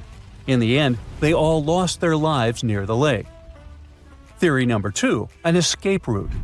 Some say the remains belong to Indian soldiers who tried to invade a foreign territory back in 1841, but they were defeated. Over 70 of them were forced to make their way back home through the Himalayas, and they met a tragic end along the way. Theory number 3, a mass grave. This theory suggests that some kind of widespread health issue hit the group. They were all buried there, in isolation, to prevent the disease from spreading. In this case, Rupkund Lake and its surroundings would basically be a cold, remote cemetery. Now, do you know what all these theories have in common? They all assume that the skeletons belong to a single group of people who died in one catastrophic event. But then science came along and things got way creepier. In 2019, 28 scientists from institutions in the US, India, and Germany teamed up for 5 years to figure out what the heck happened up there. They studied the remains of 38 individuals, 23 men and 15 women. And right there, we can already toss out theory number 2. That's important because if these people had been soldiers on a military mission, you would expect most, if not all of them, to be men. Armies in the past were almost entirely male. But here, there were just too many women for that to make sense. And on top of that, no signs of combat or military gear were found at all. After a genetic analysis, researchers noticed that the individuals weren't part of the same family, at least not by blood, like third-degree relatives or closer. And most importantly, they were mostly healthy. These two facts help rule out theory number 3. It probably wasn't some kind of highly contagious health problem. But the most shocking part is that these skeletons didn't belong to just one single group. They actually came from 3 distinct groups. The first group had ancestry that falls within the range of present-day South Asians, basically from the regions that are now India, Pakistan, and Nepal. The second group had ancestry typical of Eastern Mediterranean, just like people from today's Greece, or more specifically from Crete. And they also identified one individual with Southeast Asian-related ancestry. The dating also shows that these remains weren't deposited at the same time. In other words, groups 1 and 2 didn't live during the same period. Their deaths were actually spread out over as much as 1,000 years. Oh great, now theory number 1 is out the window too. After all, the studies can confirm that these people passed away in at least 2 separate tragic events. According to the researchers, there is a possible clue about where at least some of the people with South Asian ancestry might have come from, or why they were even up there in the first place. Rupkund Lake isn't part of any major trade route or anything like that, but it is along the path of a pilgrimage called the Nanda Devi Raj Jat. It still happens today, once every 12 years, where people hike through the mountains for worship and celebration. Now, the written records of this pilgrimage only show up around the late 1800s, but there are inscriptions in nearby temples that go way back, like to the 8th or 10th century. So, it's possible the tradition started much earlier, and maybe some of these people passed away during one of those early pilgrimages, due to a heavy storm or some other natural disaster. Okay, but how do we explain the group that came from Greece? Well, that's definitely more puzzling. First, because there aren't any historical records or evidence to explain who these people were or what they were doing in the far reaches of the Himalayas, so it's hard to know where to start. The study suggests that they could have been a group of unrelated men and women born in the Eastern Mediterranean region around the time the Ottoman Empire controlled that area. The evidence suggests that they had a diet mostly based on land-based foods, not the seafood you would expect from people living near the coast. So they might have lived inland and somehow ended up in the Himalayas, possibly traveling for reasons that researchers can't fully explain yet. The best guess is that they were also participating in a pilgrimage, but honestly, it seems pretty unlikely that people from Europe would have traveled all the way to Rupkund just to do that. And let's assume they did. What exactly happened to them? I mean, how did they all pass away in the same exact spot? Well, the researchers can't say for sure, but people online love to speculate. You think? Some suggest that they fell from the Junagarli Ridge, or since they were at such a high altitude, maybe they passed away due to acute mountain sickness. Up there, the oxygen levels are much lower, which can lead to things like headaches, vomiting, and dizziness. The problem is, it can escalate quickly, and if it affects your lungs and brain, it can become life-threatening.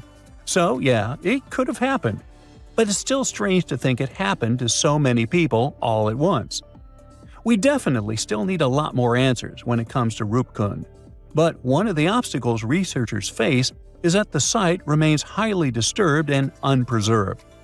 Over the years, trekkers have moved around the skeletons, or worse, some have even taken them home as macabre souvenirs. But the more we mess with those remains, the harder it becomes to find an accurate answer in the future, no matter how much science advances.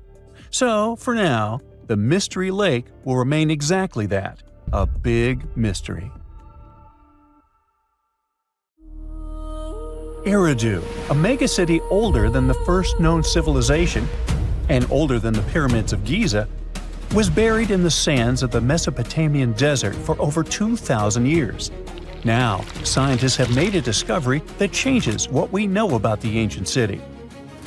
They found over 4,000 canals around Eridu that brought water to more than 700 farms where people worked between the 6th and the early 1st millennium BCE. Now, Eridu was founded around 5400 BCE and was the city of the first kings and history's first city according to the Sumerian king list, an ancient text on a clay tablet. Ancient Sumerians believed that deities created this city when they decided to settle on Earth. Eridu plays such a big role in Sumerian myths and legends that, at some point, people used to think it was just a mythical location. The most famous Eridu myth says that the skies got angry because humans were too noisy, so they decided to send a great flood to wipe them out. A new study showed that the Euphrates River served as the source of water for the entire city. The researchers mapped what remains of the ancient landscape and found a well-developed network of artificial irrigation canals. They discovered 200 large main canals pulling water from the Euphrates, and those canals fed another 4,000 smaller canals. The team used everything from satellite images and drone footage to soil analysis, old records, and remote sizing tech to map out the area. The 700 farms that used the water from the system were different in size, from about 5,000 square feet to over 200,000 square feet. The main canals were a little over a half-mile long, and some stretched more than 5 miles. The smaller canals could be as short as 32 feet. Rivers in Mesopotamia were the main water sources for farming, so ancient farmers had to learn how to guide water from the river to their fields. It all started with simple methods, like digging small canals, but over generations, they learned how to build massive canals up to 62 miles long. The Euphrates itself helped the farmers. Water was moving thanks to gravity down its elevated riverbanks, and natural breaks in the banks let it spill onto the land. Researchers aren't sure when each canal was in use, and it's unlikely that all 4,200 canals were active at the same time during that long period. Now, Eridu used to be an important religious and trade center because of its strategic location on the Persian Gulf.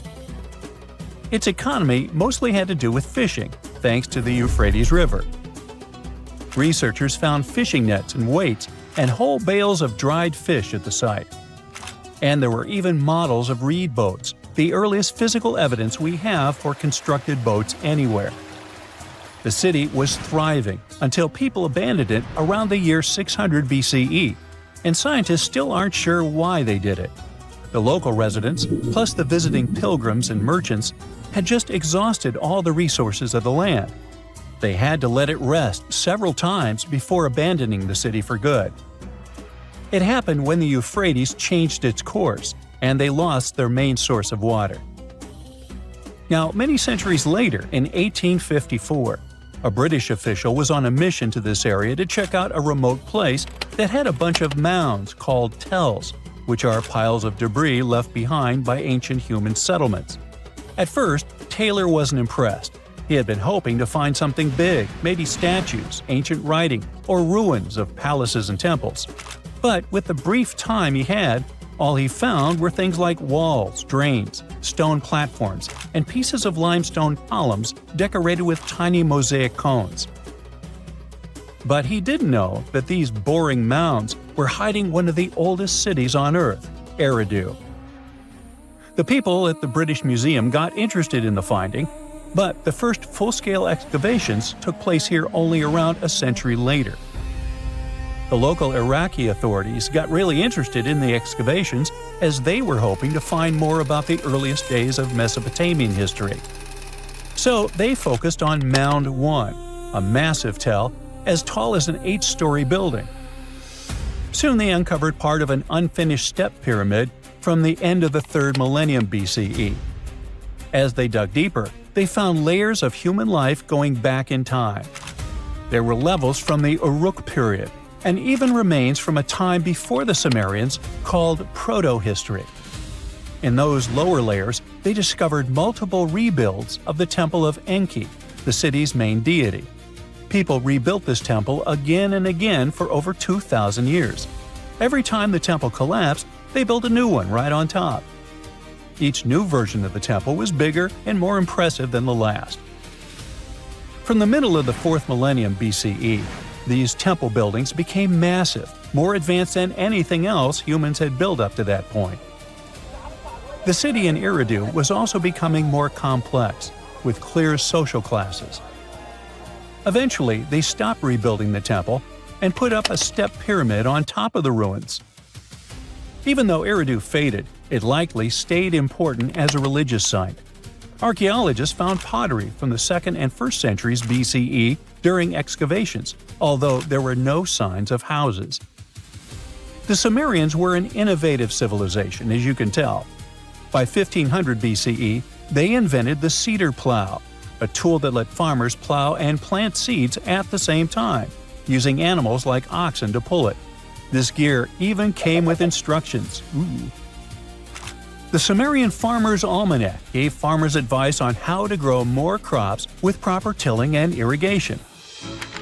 These smart farming tricks helped feed more people, which led to larger cities, an organized ruling system, and more focus on religion. And as their cities expanded, so did their work in writing, math, and spiritual life. 5,000 years ago, the Sumerians had already produced cuneiform, one of the first writing systems in history.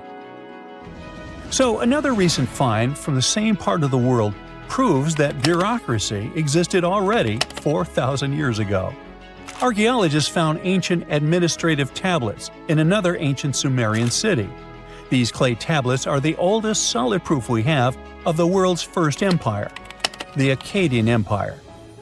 The tablets were inside a state archive building made of mud bricks, which had different rooms that acted like offices.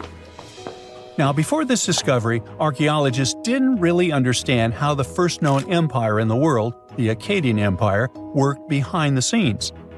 But now, thanks to the recent Gerso excavations, we have the first real and unambiguous evidence of the empire's administrative system. They tracked everything – deliveries, spending, and inventory, from fish to sheep to grains, fabric, and even gems. The tablets also include population records, with names and jobs of men, women, and kids, an ancient version of a census. From these records, scientists found out that women played a key role in Akkadian society. Some women had powerful positions, like high priestesses. The tablets also show a wide range of jobs, from skilled workers like stonecutters to people with simpler roles, like temple floor sweepers. Some even included building blueprints, field layouts, and canal maps, proving that the empire had serious organization and planning.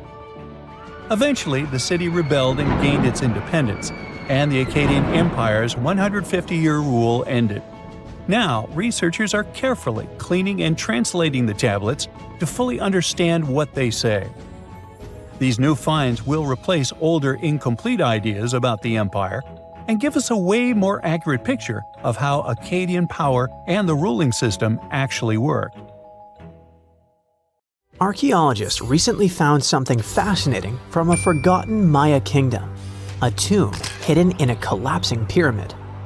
Inside, there was a king buried for 1,700 years, a jade mask that looks almost human, but not quite. And all this thanks to the looters who missed it by just 6 feet. They stumbled upon it in 2022 in the dense jungles near the border of Guatemala, Mexico, and Belize. In Mayan times, this little place used to be called Xochitlam. It's a lost city, half swallowed by jungle. This place meant pretty much nothing compared to other big Mayan cities, like Tikal or Teotihuacan, or so we thought. The team found a tomb of a Mayan ruler.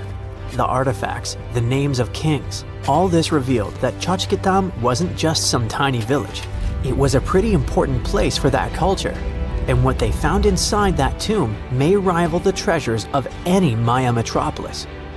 The tomb's ceiling had collapsed long ago, but the offerings were still inside and remained intact even after centuries.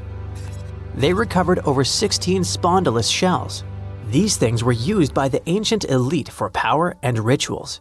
That meant that whoever the tomb was related to, it was someone wealthy, of high status, who got themselves a ceremonial burial.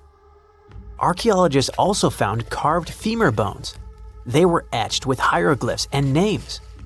Maya literally wrote their history in human remains. Researchers want to dive super deep and get a DNA analysis on the bones. Maybe that will help uncover familial ties, origins, or health problems these people might have faced. And most important of all, the mosaic jade mask. It was pieced together from luminous green tiles into an expression that feels almost human, almost alive. A lot of people were joking that it's just like Jim Carrey's mask in the famous movie. But it wasn't a magical artifact. That was the face of a forgotten Maya king, staring out at us after 1,700 years of silence. His name was etched into the femur bones, Itzam Kokaj Balam. Historians think this might be the ruler who reigned around 350 BCE. Unfortunately, this period is super underdocumented. We barely know anything about those times, but it looks like he was pretty important to the locals. One of the bones even showed a carved figure holding a deity's severed head. The deity's head looks exactly like the jade mask. Perhaps this was supposed to be the king himself, defeating some mythological villain. Other inscriptions mention the king's father and grandfather. That links Xochitlam to the mighty Maya capitals we mentioned, Tikal and Teotihuacan. Tikal was once the beating heart of the Maya world. It was a fascinating megapolis. A city rose from the Guatemalan lowlands with towering step pyramids that scraped the sky. That place was home to tens of thousands of people. It was also a hub of art, astronomy, and culture. The rulers were worshipped almost as living deities. Their deeds were carved into stelae that still stand amid the howler monkeys. Teotihuacan was located even further north. Now that was a mystery of another kind. It wasn't really Mayan, but rather Central Mexican. But still, that was a true metropolis, one of the largest cities in the world during its time. It was most famous for its Avenue of the Dead and colossal structures like the Pyramid of the Sun. It was a rich cultural center that had a worldwide influence. For centuries, both Tikal and Teotihuacan seemed to have completely different cultures. Tikal was a flourishing city-state where people loved reading, astronomy, and beautiful architecture. Teotihuacan was a titanic militaristic superpower. Two big centers of Mexico, separated by 600 miles of jungle and mountains. Compared to these imperial capitals, Xochitlam was a whisper. But it looked like this Itzam guy from the tomb wasn't just a ruler of a random village. He seemed to have political ties in ancient Mesoamerica. The craziest part is that we almost lost this piece of history, all because of the looters. At some point in the past, grave robbers had tunneled dangerously close. They stopped digging just 6.5 feet away from the tomb. That's just like in that meme with the diamonds. Sometimes you stop digging right before you hit it big. But in our case, thank heavens they didn't get there first. That's how close we came to losing a piece of history. In an almost poetic irony, it was the looters' tunnels themselves that led Estrada Belli's team to the site. Archaeologists have been looking around and using the so-called LiDAR technology. That's basically laser beams shot from high above, which help them map the spot. It's like taking X-rays of the jungle floor. And that's when they found the little signs of intrusion. They quickly realized that if someone was digging here, they were probably looking for something important. Without the failing looters, they might have walked past a discovery. In any case, archaeologists want to keep searching. They might even find more chambers buried inside the abandoned pyramid. We just keep finding mysterious things related to the Maya. Recently, buried deep within the ruins of Tikal, archaeologists found a house, and in that house, a limestone altar. It was covered in vibrant murals of red, yellow, and black. What's weird is that this build wasn't made by Maya. It was unmistakably Teotihuacan in style. And just like the tomb from before, it was made about 1,700 years ago. The altar was discovered inside a Maya-era residence known as Group 6DX7. It stood 3.5 by 6 feet right in the center of the home. That was very typical for Teotihuacan traditions. It bore a mural of the storm god that was also a central deity in the Teotihuacan pantheon. But this altar depicted no kings and no rulers. That's very weird. As we said, Maya worshipped and honored their dynasties and political power, putting them pretty much everywhere, like some merch. But instead, this altar worshipped the deities alone, and it did so in the heart of Maya's main capital, Tikal. When archaeologists dived deeper, they saw it as unmistakable proof that Teotihuacanos not only came to Tikal, they thrived there. This house wasn't some trade outpost. People actually lived in it. Teotihuacanos built homes, practiced their rituals, and left their deities behind in this city. And Maya seemed to be chill about that. Researchers think this was a home for some elite people from Teotihuacan, or maybe it belonged to Mayans who practiced Teotihuacano culture and deeply respected it. But it might be something darker than a simple, friendly multiculturalism. The two cities weren't in the best relationship. There was some tension, maybe even surveillance. The house and the altar were probably built around 300 to 400 BCE. That was a period when Tikal was rising in power. This might have caught the attention of the mighty empire to the north. It's almost as if Mayans poked the beast. By 400 to 450 BCE, that attention may have become something sinister. The altar could have actually been the symbol of domination. Had the Maya of Tikal truly welcomed their guests, or did they come here and bluntly started building foreign altars in sacred spaces? Did Teotihuacan use this as some kind of soft invasion? In that case, it would make sense for Mayans to destroy that place or vandalize it somehow. Mayans regularly buried their buildings and rebuilt on top of them. But for some reason, this altar remained untouched. Mayans found it and buried it with the surrounding buildings as they were. No vandalism, no destruction, no rebuilding even. Looks like they had some complicated feelings about Teotihuacans. It was a time when cultures clashed, fused, overlapped, and possibly spied on each other. Perhaps one day we'll learn more about what really happened among these ancient civilizations. Archaeologists just found the remains of a lost city from thousands of years ago, hiding in southeastern Europe. They were sure that it was nothing more than an old defense outpost, but new digs are changing that big time. They now believe the site might actually be the lost capital of an ancient kingdom of Lynkestis that has to do with Alexander the Great, the man who changed history. The ruins are near a small village called Cernobuki in North Macedonia. You can find mentions of them from 1966, but nobody really dug into them until about 15 years ago. At first, they found just a few ruins and thought it was a guard post used to spot Romans coming from the west. But now, a team of scientists went back with high-tech equipment and found proof this place wasn't just a tiny outpost. Researchers managed to look under the ground and found that the Acropolis the ruins sit on, which is a flat hilltop, has enough rooms and infrastructure to host a full-on city inside the fortress walls. It covers about 2.8 hectares and around 10,000 people lived here at its peak. Researchers also found a textile workshop and plenty of artifacts, including a coin from the time of Alexander the Great and with his image, axes, game pieces, and an oil lamp. and even a small ceramic with a heart motif. One of the coolest finds is a reusable clay theater ticket, which was unique to North Macedonia. This means there was also most likely a theater here, and it could be in one of the large buildings.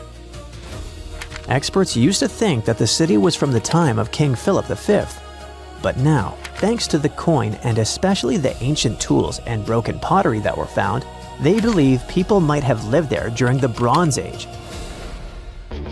Lynkestis and the rest of Upper Macedonia had some pretty intense weather with freezing, rainy winters, and super hot summers. Life there wasn't easy, and most of the time, it was all about surviving.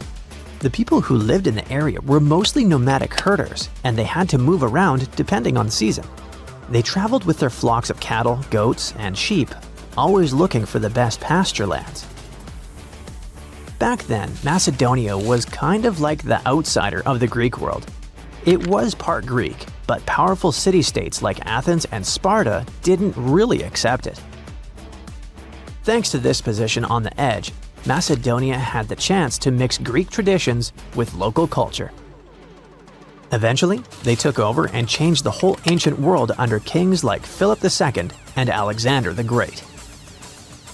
The new discoveries at Cernobuki show us how connected and powerful ancient Macedonia really was, especially since the city sat along trade routes to Constantinople.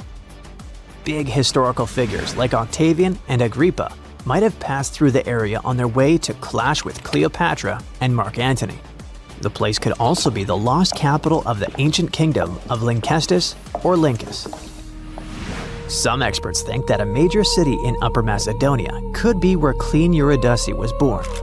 That powerful lady gave birth to Philip II of Macedon, who took over Lynkestis in the 4th century BCE. The kingdom of Macedon became independent, and thanks to it, the son of Philip II, Alexander the Great, later became the king of the Macedonian Empire. That man totally lived up to his name.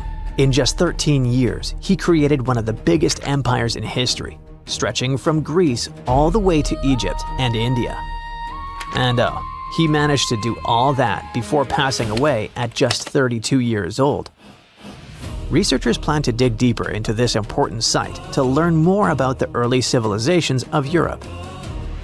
This incredible discovery was possible thanks to LiDAR. This remote sensing tool helps map things like how tall plants are, how thick forests are, and other details across big areas. LiDAR is an active system, meaning it creates its own energy, in this case light, to scan the ground. A laser fires super fast pulses of light that shoot down to the ground and bounce off things like buildings and tree branches. The LiDAR sensor then catches the reflected light and records it. The system measures how long it takes for the light to go from the laser to the ground and back. This is called the two-way travel time. That time helps figure out the distance the light traveled. Then, using that distance, the system can figure out the exact elevation of different spots. Scientists recently found another lost city using the same technology. This one, called Giangola, was hiding beneath the dense jungles of Mexico for 600 years. All this time, researchers believed there was just an abandoned fortress there. There was no way to go and see until recently, when they used LiDAR and got a 3D model of the area in just 2 hours from a plane. Giangola was built in pre-Columbian times between the years 1350 and 1521. It covered 360 hectares and had over 1,100 buildings, 2.5 miles of defensive walls, and a whole network of internal roads.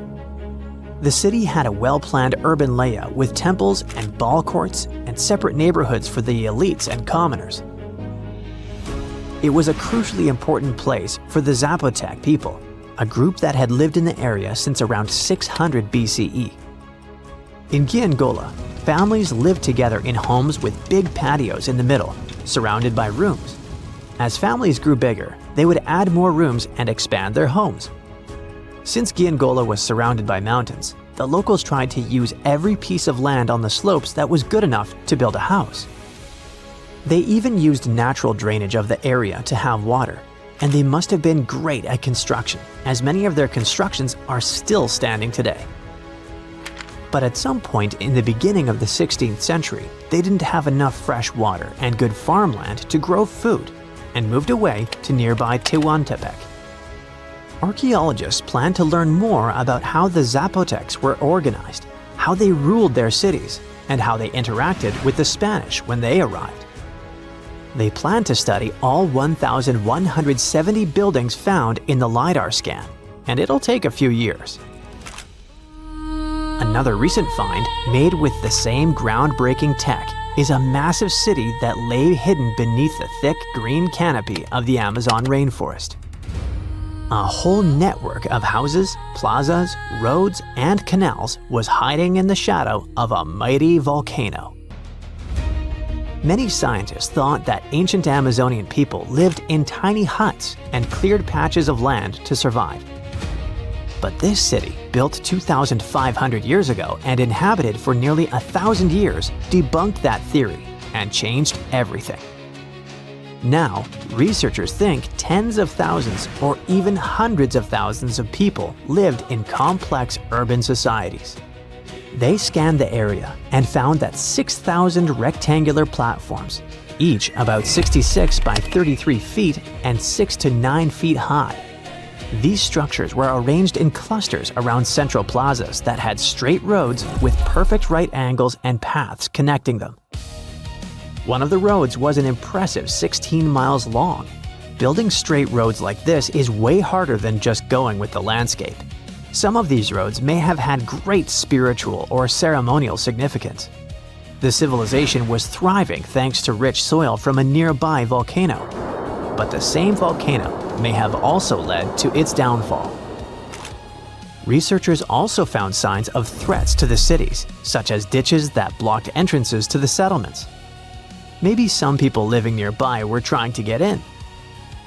The next step for the scientists will be to study the adjoining 116 square miles to know more about this large, complex society that could be bigger than the well-known Mayan cities in Mexico and Central America. The Sahara Desert is like a Mad Max movie. Scorching heat, endless dunes, and an overall barren wasteland. A place where no one could live, right? Well, forget all you know about it, because 5,000 years ago, the Sahara was a lush paradise of grasslands, lakes, and rivers, and the home of a ghost civilization that vanished without a trace. Our tale begins in the 1930s, when a Hungarian explorer stumbled upon a cave in the middle of the Sahara. Inside, he found something bizarre: ancient rock paintings of people swimming in a lake, surrounded by giraffes, hippos, and crocodiles. At the time, everybody shrugged it off as some symbolic depiction of the afterlife, because really, who would imagine a lake in the Sahara? Well, fast forward some 70 years later, when a group of archaeologists made a discovery that flipped the script. In a rock shelter in Libya, they unearthed 15 mummies, along with baskets, ceramic pots, and other everyday items. This may look like prehistoric junk to most people, but to archaeologists, it was like uncovering a key piece of evidence. Those people weren't just passing through, they lived here. You see, those weren't just any mummies. They were some of the oldest naturally mummified humans ever found, dating back over 7,000 years. Take that, Egypt. 2 of them still had readable DNA, preserved thanks to a rare natural mummification process, almost a miracle considering the Sahara's climate's ability to turn everything into, well, beef jerky. Scientists struggled to understand where those mummies came from for a while, because the mitochondrial DNA they recovered was not helpful at all. But thanks to scientific progress, they eventually managed to do a full genome analysis that revealed some weird secrets. Those people belonged to a human lineage that was completely unknown, and they lived isolated from the rest of humanity for thousands of years. For decades, researchers assumed that the place where they lived, the Green Sahara, was like a prehistoric highway, a lush corridor that humans and animals used to migrate between sub-Saharan Africa and the Mediterranean. But the mummies demolished that theory, like a hippo sitting on a sandcastle. Their DNA showed zero genetic mixing with sub-Saharan and Eurasian migrants, keeping their genes pure for 7,000 years. Their closest genetic relatives weren't their neighbors living right below the famous desert, but some ancient hunter-gatherers from Morocco, and even some guys that lived in the Czech Republic, when it wasn't even a country yet, 50,000 years ago. We're not out of the woods yet, because those mummies also carried some teeny-tiny traces of Neanderthal DNA, just 10% of the amount found in modern Eurasians. Now, if you paid attention in school, then you know that Neanderthals lived in Europe and Asia, and early humans only mixed with them after migrating out of Africa. But those green Sahara folks never left Africa. So how did they get Neanderthal genes? The leading theory is that their ancestors mingled with Neanderthals in North Africa 50,000 years ago before settling in the Sahara and cutting off contact with the outside world. Archaeologists also found cattle bones and tools made of stone and wood at that rock shelter, proving that those people led a thriving pastoral lifestyle. This discovery made scientists scratch their heads for a while because, you see, animal domestication was not developed in Africa. So how did they learn it if they never mingled with anyone? Did they have ancient YouTube tutorials? Probably not. The researchers believe they must have traded knowledge with neighboring groups, but just knowledge, no saliva. It's almost too hard to believe that no outsiders mixed with them. After all, who wouldn't want to live in a thriving civilization in the middle of a green paradise, drinking milk, eating meat, and even using animal blood as a protein source? Ooh, yummy. They didn't have to hunt for every meal, thanks to their livestock, and the abundant water made life pretty sweet. And yet, they never married outsiders. Why? Maybe it was a cultural choice to never date outside their own group. Or maybe the landscape itself kept them isolated. This is where scientists place their bets. They believe that the dense forests and rivers that existed in the Green Sahara acted like nature's no trespassing sign, creating a geographical barrier that isolates animals, plants, and whole societies. This isolation is the reason why their genes were so unique. These guys weren't swapping spit with anyone else. But this genetic time capsule almost didn't survive. For most of the last ice age, the Sahara was even harsher than today, a true dead zone where humans couldn't survive. 70,000 years ago, even the toughest people disappeared, retreating to the Nile Valley and the Mediterranean coast. Why? Because Earth was a climate bully. Massive glaciers stole all the moisture, weakening monsoons until rain clouds barely reached North Africa. Then came the knockout punches. Armadas of icebergs flooded the North Atlantic, triggering devastating droughts each time. This was the Sahara's ultimate keep-out era. Now, you're probably wondering how in the world the Sahara turned green after all this, and then went back to being a desert again. Well, it all started 15,000 years ago, I wasn't around then, when Earth was shaking off the last ice age. Our planet's axis was a bit wobbly, and because of that, the northern hemisphere got closer to the sun, getting extra sunlight and heat. This eternal summer turned North Africa into a giant moisture magnet, pulling water from the Atlantic and making it all rain down on the Sahara. The result of this ridiculous amount of rain was a lush savanna, complete with lakes the size of small countries. But the African humid period was not just a one-time miracle. The truth is, this eternal on and off switch between green and desert happened to the Sahara more than 230 times since the desert was born. During one of these events, the Sahara even expanded, getting bigger than it is today. So when the Green Sahara showed up, you can bet it brought the ultimate ecosystem glow-up. This wasn't just a light dusting of grass. We're talking full makeover. The transformation was so complete, it even reshaped animal populations. Cheetahs suddenly struggled with the new prey dynamics, while rodents like the multi-mammate mouse thrived in the suddenly abundant grasslands. But don't pack your prehistoric swim trunks just yet. This paradise had teeth. The Sahara was an ecological maze of crocodile-infested rivers, malaria-carrying mosquitoes, and big cats lurking in the tall grass. Crossing it would have been like playing a real-life game of Hungry Hungry Hippos. This is probably why more groups didn't settle permanently. The Sahara's climate cycled between wet and dry every 20,000 years, hardly a stable zip code. For most ancient people, it was smarter to treat the Green Sahara like an all-you-can-eat buffet, grab resources and leave before the desert returned. Still, this Green Sahara period lasted for 10,000 years, giving our mystery shepherds plenty of time to thrive. But around 5,000 years ago, Earth's axis shifted again, the rains moved away, and the Sahara dried up faster than a puddle in July. As the desert returned, the shepherds from the Green Sahara had no choice but to pack up their livestock and leave. Some researchers believe they migrated toward the Nile, laying the groundwork for ancient Egypt, so I guess their legacy lives on. Besides, their pure lineage may be extinct by now, but some faint genes of the mummies can still be found in the people that live in North Africa today. But the introvert mummies were not the only ones using the Green Sahara as an Airbnb. They actually had neighbors just around the corner, in a lakeside village in Niger to be exact. Those people thrived for 5,000 years and left behind the oldest Sahara Desert cemetery, including a man buried in a turtle shell, a grinning Halloween man with filed teeth, and a heartbreaking family embrace frozen in time, victims of the very waters that sustained them. Eventually, those people disappeared too, just like it happened to our antisocial friends. This proves that this desert outsmarts everyone, with a landscape that gives paradise with one hand and takes it away with the other. Beneath the frozen ground of the northernmost region of Finland lies a discovery with the potential to change the world's future, from nuclear energy to electric cars. These minerals make it feel like a sci-fi future is just around the corner. But, as always, it's not that simple.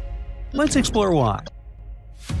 All the way up here on the map is a region called Lapland, a land with only one chair for every two people, so someone has to sit on someone else's lap. It's a remote snow-covered corner of Finland where reindeer outnumber people who live there. Here, the night sky glows with the northern lights almost 200 times in a single year. Oh, and Santa Claus has a house there. In 1985, Finland declared that Santa lives in Rovaniemi, a town just south of the Arctic Circle in Lapland. They even built Santa Claus Village, where visitors can meet with them. You can cross the Arctic Circle line and see his main post office, which receives hundreds of thousands of letters from kids worldwide every year. So, it's sufficient to say that most people know about this place because of Santa's workshop, rather than scientific news. But deep below the ice in pine forests is the Sockley deposit. It's a massive mineral geological site that's been studied for decades. It's mostly known for iron and phosphate. We use iron to make, well, almost everything, while phosphate mostly ends up as fertilizer to grow our food. However, recently, surveys revealed rare earth elements, niobium, and traces of radioactive metals like thorium and uranium. The possibility of thorium is what made news outlets excited. Thorium is a naturally occurring, slightly radioactive metal. It's way more common in the Earth's crust than uranium. In fact, it's about 3 to 4 times as abundant. Scientists love it because thorium could be turned into nuclear fuel with huge numbers as the output gain. A chunk of thorium the size of a golf ball could, in theory, generate as much energy as several tons of coal. It also comes with some major perks. Thorium reactors would produce less waste, meaning that thorium is much easier to contain and safer to use. And it even has an interesting trivia. Thorium was once used in old-fashioned gas lantern mantles because it glows when heated. And that's not all. The Sockley deposit also has other rare minerals that are critical for making magnets that go into wind turbines, electric cars, and even your smartphone. With the right investment, this single deposit could help Europe build thousands of new wind turbines or power millions of electric car batteries. So, did Finland and the entire planet just hit the geological lottery? Well, yes and no. Today, nuclear plants don't run on thorium, they run on uranium, the trusty fuel that has been powering reactors for decades. The whole system, from mining to reactor design to handling the waste, is built around uranium. It already provides around 10% of the world's electricity. In fact, in some countries, like France, it's the main source. It works, it powers millions of homes, and the industry knows exactly how to handle it. Thorium does not play by the same rules. It's not fissile, which means it cannot split and release energy on its own. Which is a fancy way of saying it needs a little help to become useful. You cannot just toss it into a regular reactor and expect magic to happen. That would be like trying to charge a Tesla by pouring gasoline into the tank. To make thorium work, you'd need different types of reactors and the system that could support them. One that's expensive, experimental, and not yet ready for prime time. So yes, Shockley's thorium looks impressive. It's full of sparkle and promise. But for now, it is staying underground, waiting for future technologies and investments. But what about those other rare earth elements? Neodymium and praseodymium might be tricky to pronounce, yes they are. But they're hiding inside almost everything these days, from earbuds to the massive MRI machines in hospitals. They drive the motors in electric cars and help giant wind turbines spin. In short, they're everywhere. And then there's niobium. This metal makes steel even stronger. Add a little niobium and suddenly you've got stronger, lighter alloys used in bridges and even rockets. Today, Europe imports nearly all of it, mainly from Brazil. If Shockley were developed, Finland could give Europe a homegrown supply. However, again, it's complicated. Like I mentioned, Lapland happens to be one of the most beautiful places on the entire planet. It's one of Europe's last great wildernesses, where pine forests stretch for miles. And digging up all those materials wouldn't be without consequences. Mining at this scale could ruin the landscape, upset Santa, or endanger delicate Arctic ecosystems. After all, we're talking about radioactive elements. It's not just about nature, though. Indigenous Sami communities live in Lapland, so they have a voice in what happens. It's a tricky situation that relies on more research and tech advancements. Until then, what are some other delicate places that could hide thorium? Well, thorium is not that hard to find. It's tucked away in beach sands and mountain deposits. But the coolest place to get it would be from the moon. Back in the 1990s, NASA's Lunar Prospector spacecraft mapped the lunar surface and spotted areas unusually rich in thorium. Now, that's an incentive for speeding up the future moon missions, especially since our satellite probably hides elements like helium-3, which are incredibly rare on our planet. Mining the moon might be a perfect solution. Big companies will certainly have way less competition. But hey, that sounds like a decent challenge for humanity, given that the moon has no atmosphere, which makes it exposed to radiation and wild temperature changes. So, we will see. Meanwhile, let's go back to Earth for another seemingly unrelated discovery. Going down to the deep ocean seabeds, scientists recently found something pretty surprising. While exploring the Pacific abyssal plains, they discovered polymetallic nodules. These are potato-sized lumps of metal that are also important for making batteries. But the cool part is that the nodules seem to be releasing oxygen into the water. Scientists call it the dark oxygen. Ooh. Normally, oxygen comes from photosynthesis, which needs sunlight to reach plants, algae, or bacteria. But down here, in total darkness, there is no sunlight. The idea is that these rocks act like tiny batteries. Their surfaces can create very small electric currents and split water into hydrogen and oxygen. Basically, these rocks might be quietly breathing oxygen all on their own. If this is true, it could change how we understand deep-sea life. Some creatures might not just rely on hydrothermal vents or food falling from above. They could be getting a secret oxygen boost from the rocks themselves. Now, research is still new, and some researchers say this oxygen could be contaminated or just too little in volume to matter. But if it's real, it means life in the abyss might have a secret oxygen supply we never even knew existed. Creepy, mysterious, and kind of amazing all at once. It also makes us wonder about life on other planets. If rocks on Earth can make oxygen in total darkness, maybe extraterrestrial oceans on moons like Europa or Enceladus can too. The universe might be full of secret oxygen factories just waiting to surprise us. Finally, aside from thorium, Finland recently made headlines with another cool geological discovery. Scientists found some zircon crystals that washed into rivers, and when they looked closer, they noticed that the chemical signatures didn't match local rocks. Instead, they traced back to Greenland. This suggests that part of Scandinavia's ancient base might actually have come from there. In simpler terms, it's possible that Scandinavia broke off from Greenland and drifted across the ocean billions of years ago. This unexpected link makes the Nordic landscape a lot older and more interesting than we previously thought. Whether the Sokley deposit could power the future with infinite energy remains to be seen. Each day seems to bring another discovery that inspires conversation and prompts us to learn something new. Who knows what new technologies or hidden resources the next decade will uncover? Now, excuse me, since I've learned his address, I have to write a letter to Santa. I'm still trying to get off of his naughty list. The floor is lava! Haha, just kidding. But honestly, it's kind of falling apart. You might not feel it yet, but a huge part of North America has already lost 37 miles worth of rock from its foundation. And no, this isn't about earthquakes or giant sinkholes. It's about the continent losing pieces of the very thing that keeps the ground from wobbling around like a bad carnival ride.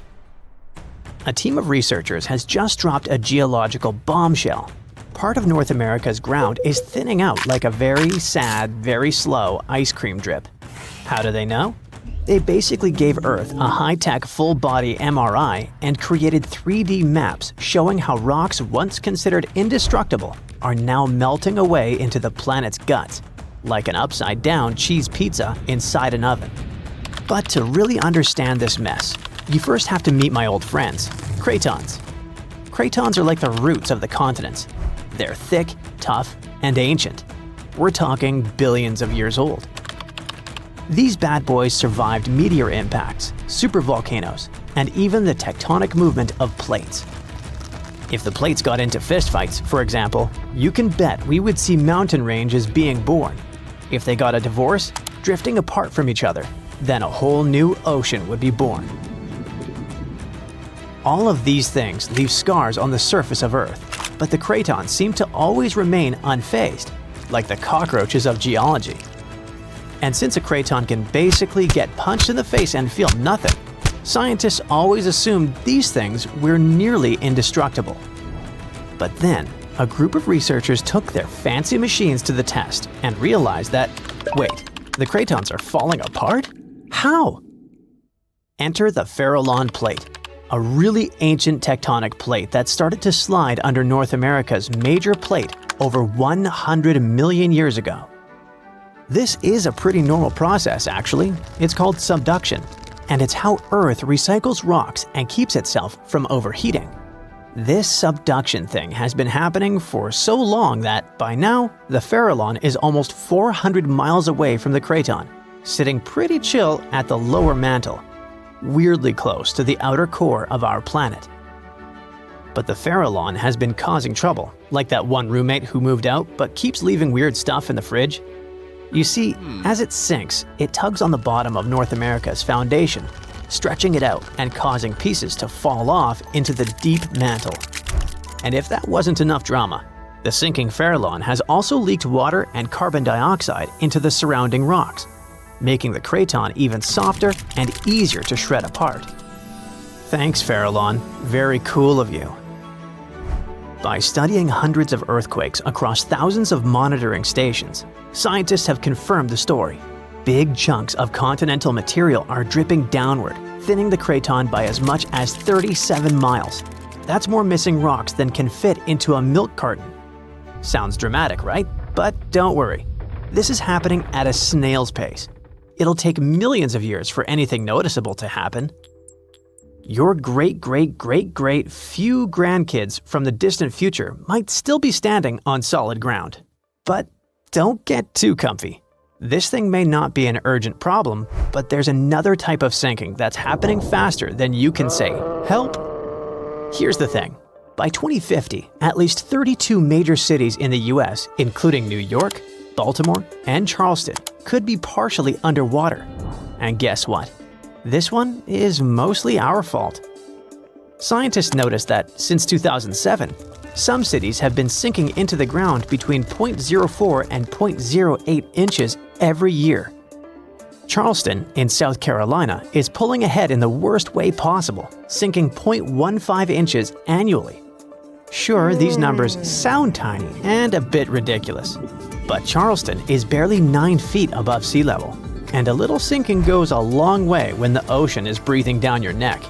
On really bad flood days, people there have to abandon their cars and basically swim home. This whole phenomenon is called land subsidence, and when you mix sinking land with rising sea levels, you get a disaster cocktail of flooded streets, salty farmland, ghost forests, and a lot of very cranky homeowners. And it doesn't stop with just homes. Infrastructure like bridges, roads, airports, and power plants, all things we rely on daily, are also at risk of serious damage. Flooded electrical grids and sunken highways could cause billions more in economic losses and create major safety hazards for communities. Now, let's be fair. Not everything is humanity's fault. Some of this trouble dates all the way back to the Ice Age. About 12,000 years ago, massive ice sheets covered the northern US.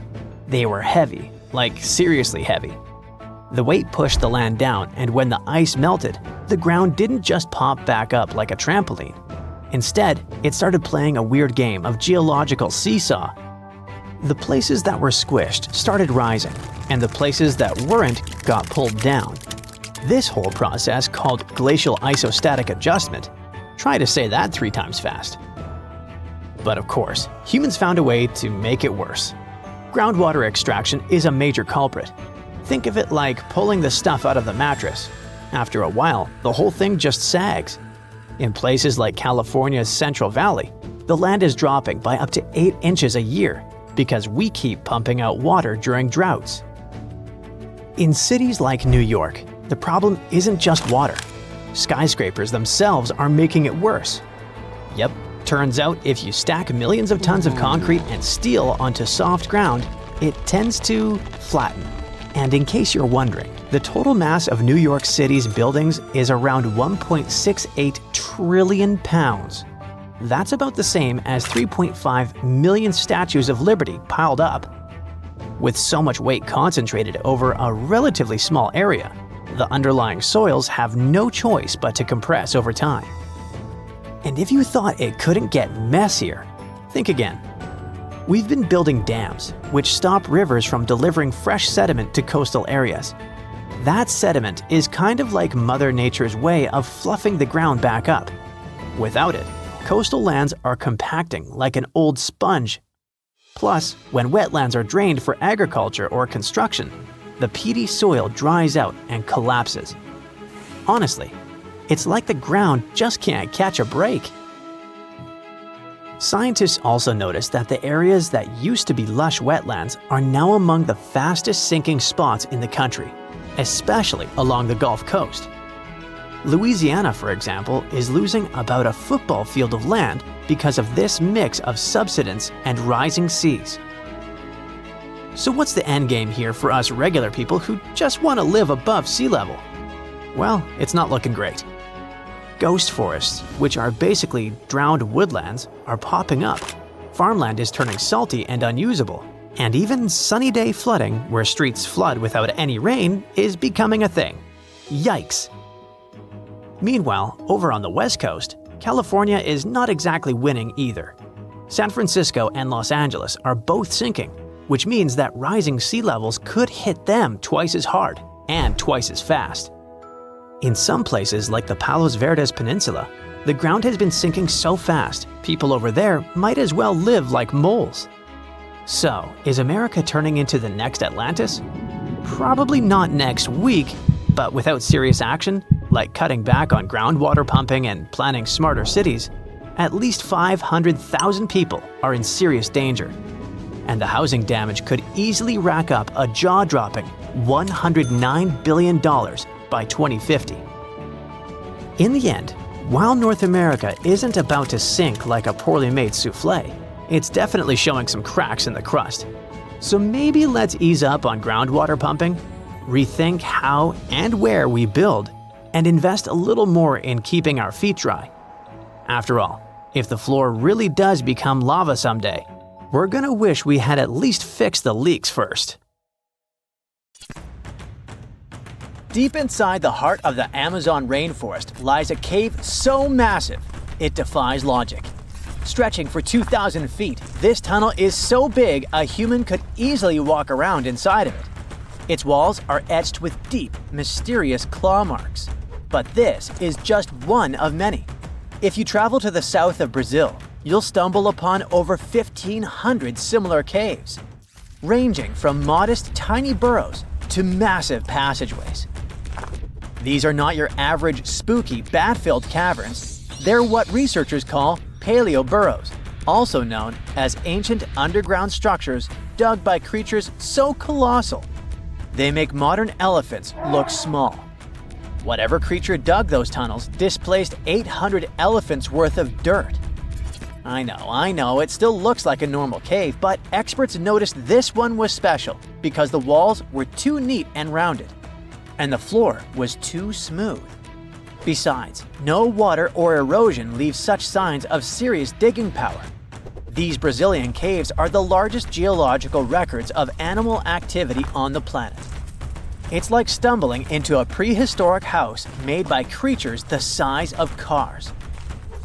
To unlock this mystery, researchers analyzed the scratch marks on the walls and realized they had probably been made by giant ground sloths, a species called valgipes, which could weigh nearly 9,000 pounds and eat your average annual menu in about 3 days.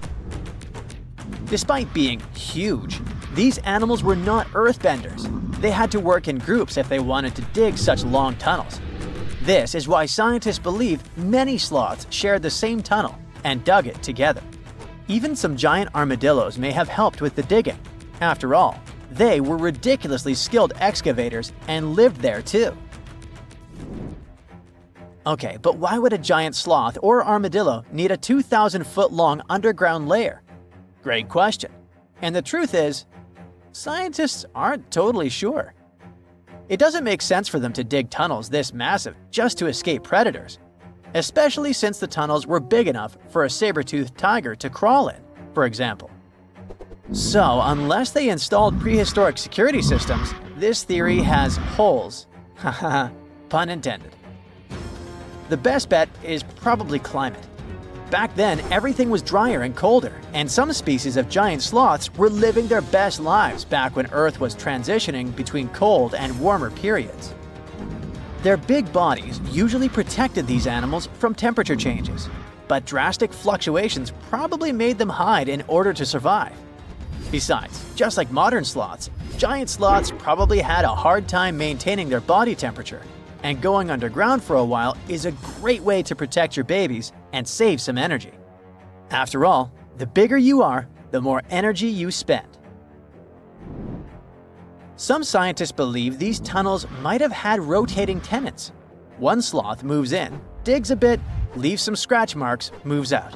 And sometime later, another one crashes there and adds its own decor touches. A hostel for ancient megafauna.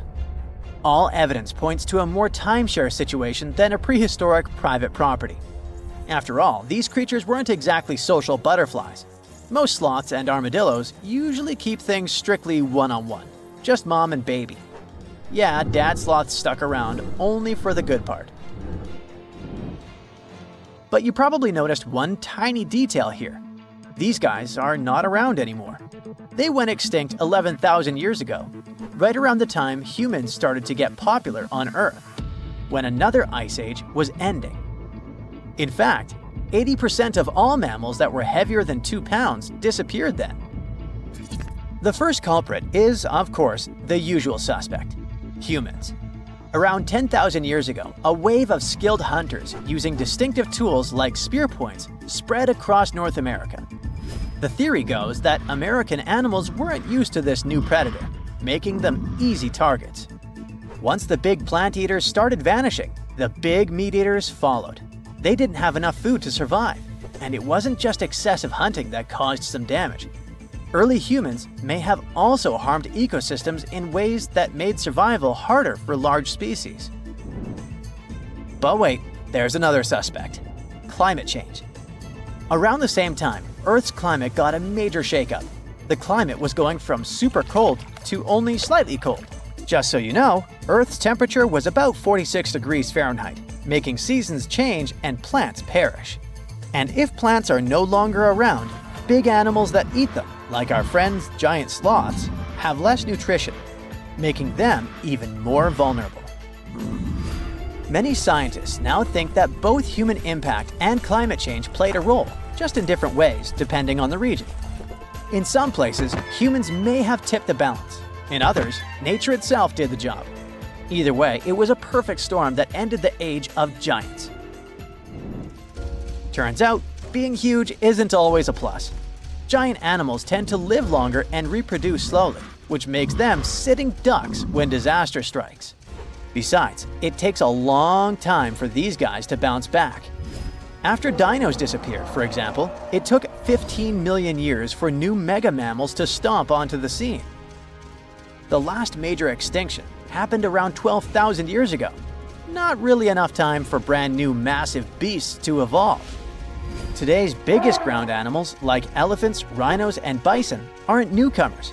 They're actually the tough survivors of that ancient chaos. And, well, at least we still live alongside the blue whale, the biggest mammal ever. But why did some prehistoric animals get so gigantic in the first place? Well, being big has some perks, in spite of all the extinction thing. It keeps you safe from predators and helps you win the fight for food. If plant eaters bulked up, predators had to level up too, just to keep up. And the environment plays a big role. You see, cold-blooded animals might grow bigger in hot places to stay cool, and warm-blooded giants thrive in cold places to stay warm. One paleontologist even suggested that some dino-sized vegetarians needed those massive bellies just to digest the tough, woody plants of their time, as if they had a salad bar inside their bodies. There's also the thing with oxygen. Back then, Earth's atmosphere had way more of it. That's a big deal, especially for creatures with less efficient breathing systems like insects. Higher oxygen levels meant their bodies could handle more growth and more activity, kind of like nature's turbo mode. We also have to discuss bones, specifically the lighter ones. Many huge dinosaurs had air sacs built into their skeletons, just like modern birds. This made their bones strong but not ridiculously heavy, meaning they could grow super tall or long without collapsing under their own weight. Those air sacs also helped with cooling down, which is super important when you're basically a walking oven of muscle.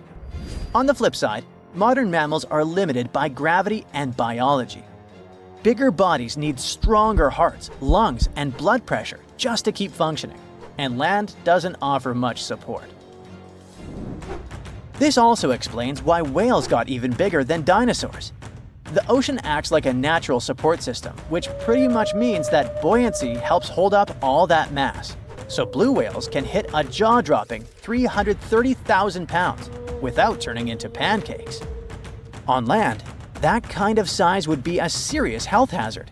So ancient giants weren't just freaks of nature. They were the result of the right mix of air, food, physics, and environment working together in just the right way. The whole extinction event surely is a bummer for giant sloths that worked as gigantic engineers of nature, but it surely prevented us from sharing the planet with insects the size of crows, like some types of griffinflies or millipedes reaching almost 6 feet in length. Yikes! Now, if you'll excuse me, I'm going to appreciate modern sloths, slow, small, and thankfully incapable of terraforming the landscape and giving me insect-related panic attacks. Stonehenge is famous, but it isn't the oldest UK monument of its kind in England. That title belongs to Flagstones, a site that predates Stonehenge by about 200 years. In fact, it's possible that whoever built Stonehenge might have been copycats, or perhaps, as some prefer, inspired by Flagstones. Let's start unraveling the mystery of flagstones by looking at its exact age.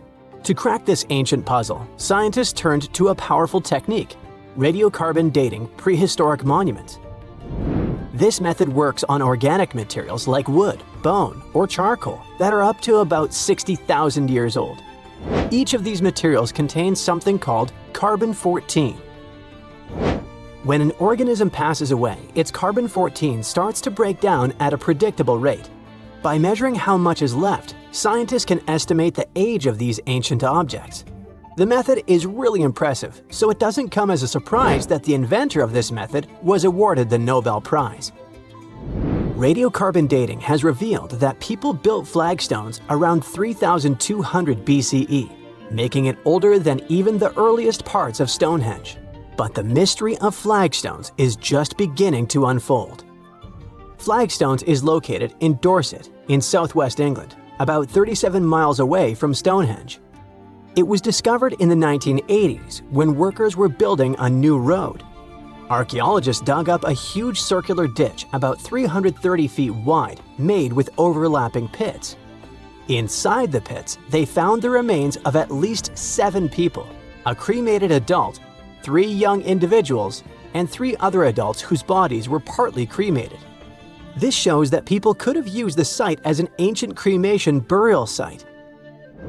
Flagstones is basically a big, ancient circle that popped up right where early farming communities were spending their time.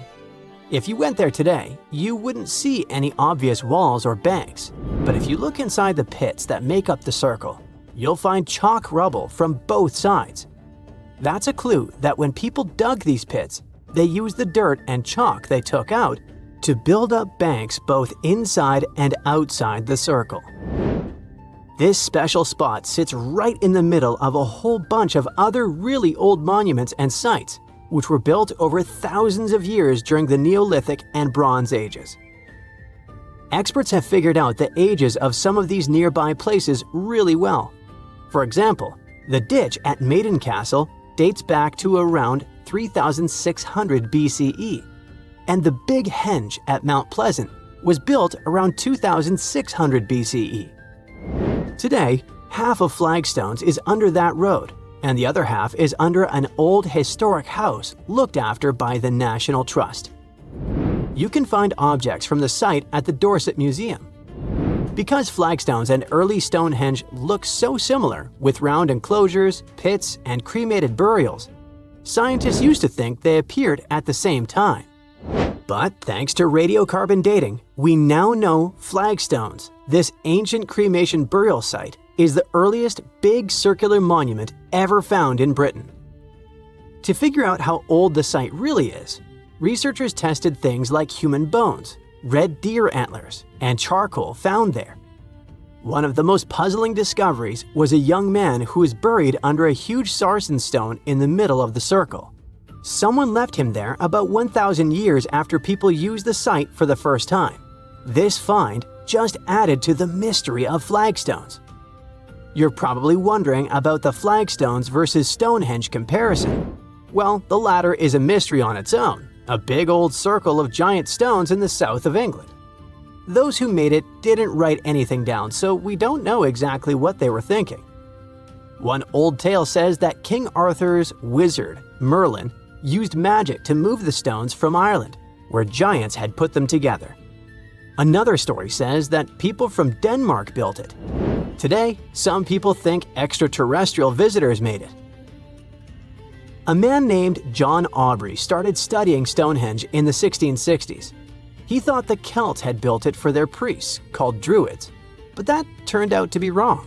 Radiocarbon dating of this prehistoric monument shows that its constructors built it in phases over several centuries. The construction started around 3,100 BCE and continued till around 1600 BCE. First, about 5,000 years ago, it was just a round ditch in the ground. Then people added wooden posts. Around 2600 BCE, they brought big blue stones from Wales. Later, they added sarsens, even bigger stones, each weighing as much as 5 elephants. They moved those stones from 19 miles away and placed them in a big circle with 5 tall stone arches shaped like a horseshoe. Experts think building Stonehenge took more than 20 million hours of hard work. And that's a lot of teamwork, strength, and planning for people who didn't even have machines. These days, there are a few different ideas about what Stonehenge was really used for. Some experts think it was a sacred place where people gathered for religious ceremonies. Others believe it was an early kind of science center used to study the sky and track time. Both groups notice that the stones at Stonehenge are lined up with the sun and moon, so people may have used the site to mark the changing seasons, especially during the summer and winter solstices. Some think it worked like a giant calendar, helping people figure out dates or predict things like solar eclipses. Stonehenge was an ancient cremation burial site too, at least for some time. Anyway, if we continue with the flagstones versus Stonehenge comparison, we can't but dwell more on the age of these monuments. Flagstones is older than Stonehenge. In fact, it's one of the oldest UK monuments. It's really special because it's the most ancient big round enclosure ever found in Britain. According to the newest studies, its age is about 5,200 years old. After it was built, more and more round monuments started popping up in other places too. Before its construction, most ancient monuments were long and straight, like rectangular barrows or burial mounds, or long ditches called cursus monuments. Some had even more random shapes, but the Flagstones monument shows a big change. People were starting to build in circles instead. Some experts think this idea of circular monuments might have come from Ireland, where people were already burying cremated bodies in round tombs. On the other hand, even though Flagstones has turned out to be older than Stonehenge, the new findings suggest that Stonehenge might need to be redated. Some of the objects found at Stonehenge, like animal bones, are actually older than the main structure itself. For example, near the entrances to Stonehenge, archaeologists found deer bones and cattle skulls that date to around 3,200 BCE. Experts used to think that people kept those bones for a long time before burying them. But it's possible there was an early version of Stonehenge made from overlapping pits that existed before the big circular ditch was built around 2,900 BCE. Now, could Flagstones and Stonehenge have been part of a bigger shared tradition? Could there have been other ancient cremation burial sites in the UK? After all, these constructions aren't the only round prehistoric monuments in Britain. In Wales, there's a similar site called Llandagai, which also looks like a circular burial place. Such a way of burying the deceased might have been a common custom across the UK because you can see similar structures in Eastern Ireland. In the Boyne Valley, for example, there are ancient places like the Mound of the Hostages that people used in the same way. Now, researchers want to do more digging in Ireland to see if some of those monuments were built before 3,200 BCE. If they're even older than flagstones, they might help explain where the idea of building round burial sites started and why people across Britain and Ireland were building them. The more we learn, the better we'll understand what these sites were really for and how the people back then might have shared beliefs and traditions across the sea. Hopefully, one day, we'll figure out the mystery of flagstones, one of the oldest monuments in the UK. So, check out this creature. What do you think this thing is? Is it a plant, an animal, or maybe even some kind of wild fungus? At first glance, this fossil could pass for any of those ancient life forms. And honestly, scientists have been scratching their heads over it for over 150 years. But now, it looks like we might finally be cracking the case on this unknown species discovery. A long time ago, during the Devonian period, plants were just starting to grow on land. The tallest trees were only a few feet high, and animals hadn't even evolved backbones yet. Back then, massive natural towers up to 26 feet tall and 3 feet wide, looking like branchless cylindrical tree trunks, were rising from the ground. Hey, what a contrast with trees back then. When scientists first discovered fossils of those towering organisms, They were totally confused, as these strange prehistoric creatures didn't look like anything they'd seen before. Some thought they were weird cone-bearing trees. Others guessed they might be underwater plants like giant seaweed or lichens, which are partnerships between fungi and algae. The mysterious objects received a name, prototaxites. When scientists studied them up close, their internal structure reminded them of a bunch of different things. They couldn't believe a 20-foot-tall fungus or algae could be real, but that's what the fossils showed. Then most scientists decided that prototaxites were giant fungi. But still, something didn't feel right about it. In 2007, they decided to finally get the prototaxites mystery explained and ran a chemical test on the fossils. So they looked at the types of carbon inside them and compared them to regular plants from the same time. If prototaxites were plants, the carbon ratios would match, but they didn't. That means prototaxites weren't plants, and they receive carbon in a different way, not by photosynthesis, but probably more like fungi do. But then again, they look nothing like the mushrooms we know and love today. Prototaxites were giant, likely the largest living things on land at their time. And even if these strange prehistoric creatures were some fungi of their sort, then it's weird they don't have any living relatives today that would resemble them. So, if we put all this together, it looks like prototaxites are an entirely different and previously unknown life form that didn't leave any offspring. Now, prototaxites aren't the only unclassified organisms on Earth. About 600 million years ago, there were no fish, no sharks, no crabs. Just simple life forms like algae and bacteria drifting through calm, shallow seas. But some seriously strange creatures, completely unlike anything we see today, lived among them. They looked like underwater ferns, stood perfectly still, and absorbed nutrients straight from the water. These bizarre life forms were rangeomorphs. They ruled the oceans that were thick with nutrients back then. So rangeomorphs didn't need mouths, eyes, or muscles to survive and just soaked up whatever they needed. Some of them were as small as a finger, and others grew as tall as 6.5 feet. But as Earth entered the Cambrian period, the oceans became much more competitive. Fast-swimming creatures with limbs, eyes, and jaws showed up and ate the same food faster, and maybe even ate the rangeomorphs themselves. The chemistry of the oceans also started to shift, and the nutrient-rich waters became more like today's oceans, where food floats around in particles that active animals scoop up. So the rangeomorphs vanished forever, but scientists still find their fossils all over the world, preserved in ancient rock.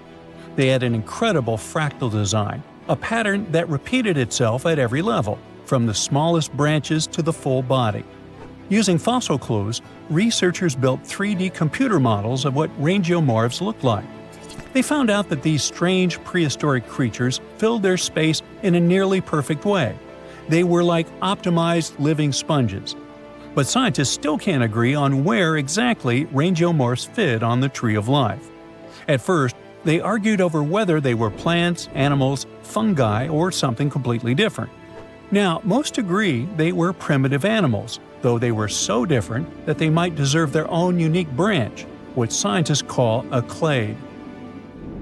And then there was Dickinsonia, another prehistoric creature that was so strange that scientists couldn't even agree on what it was for nearly 100 years.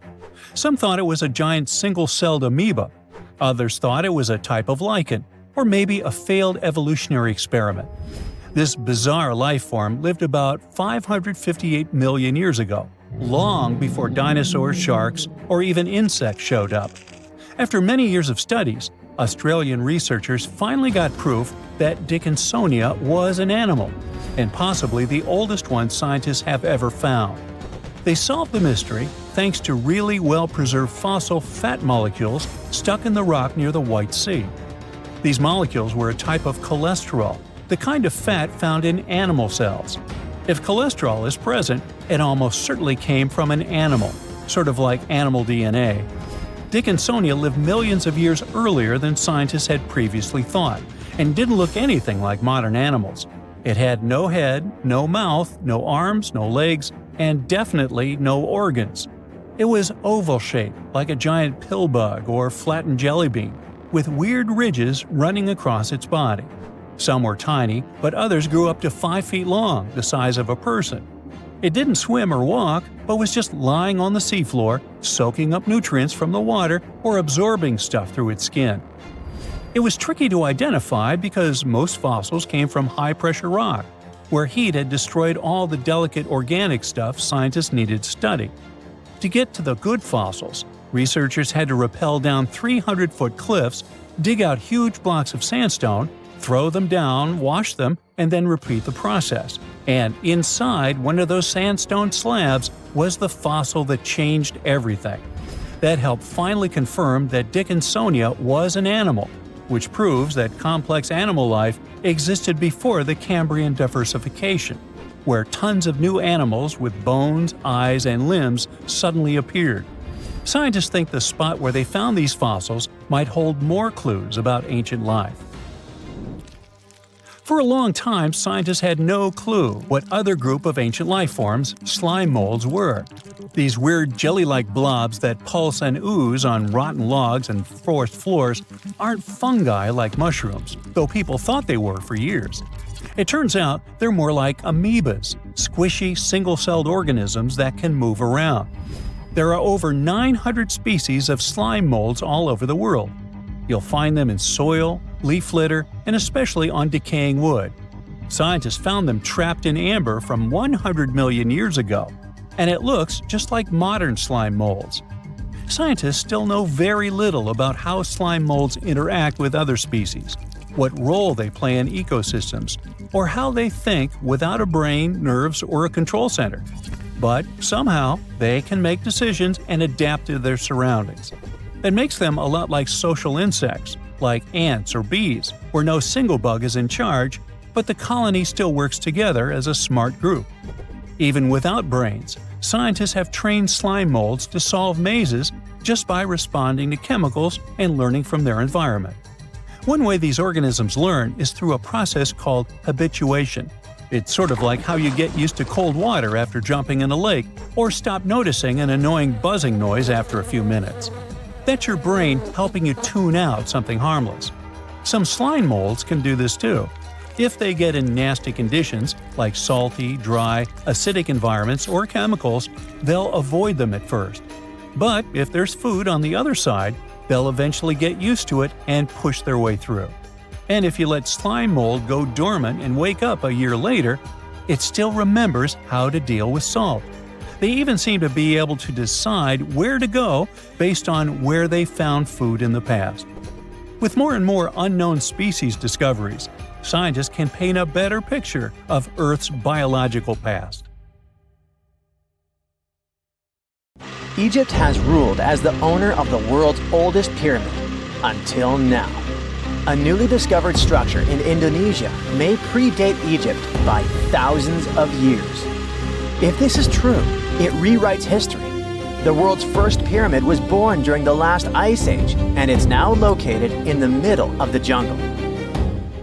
At first glance, Gunung Padang does not exactly scream pyramid. It looks more like a big mound with scattered stones tossed all over it.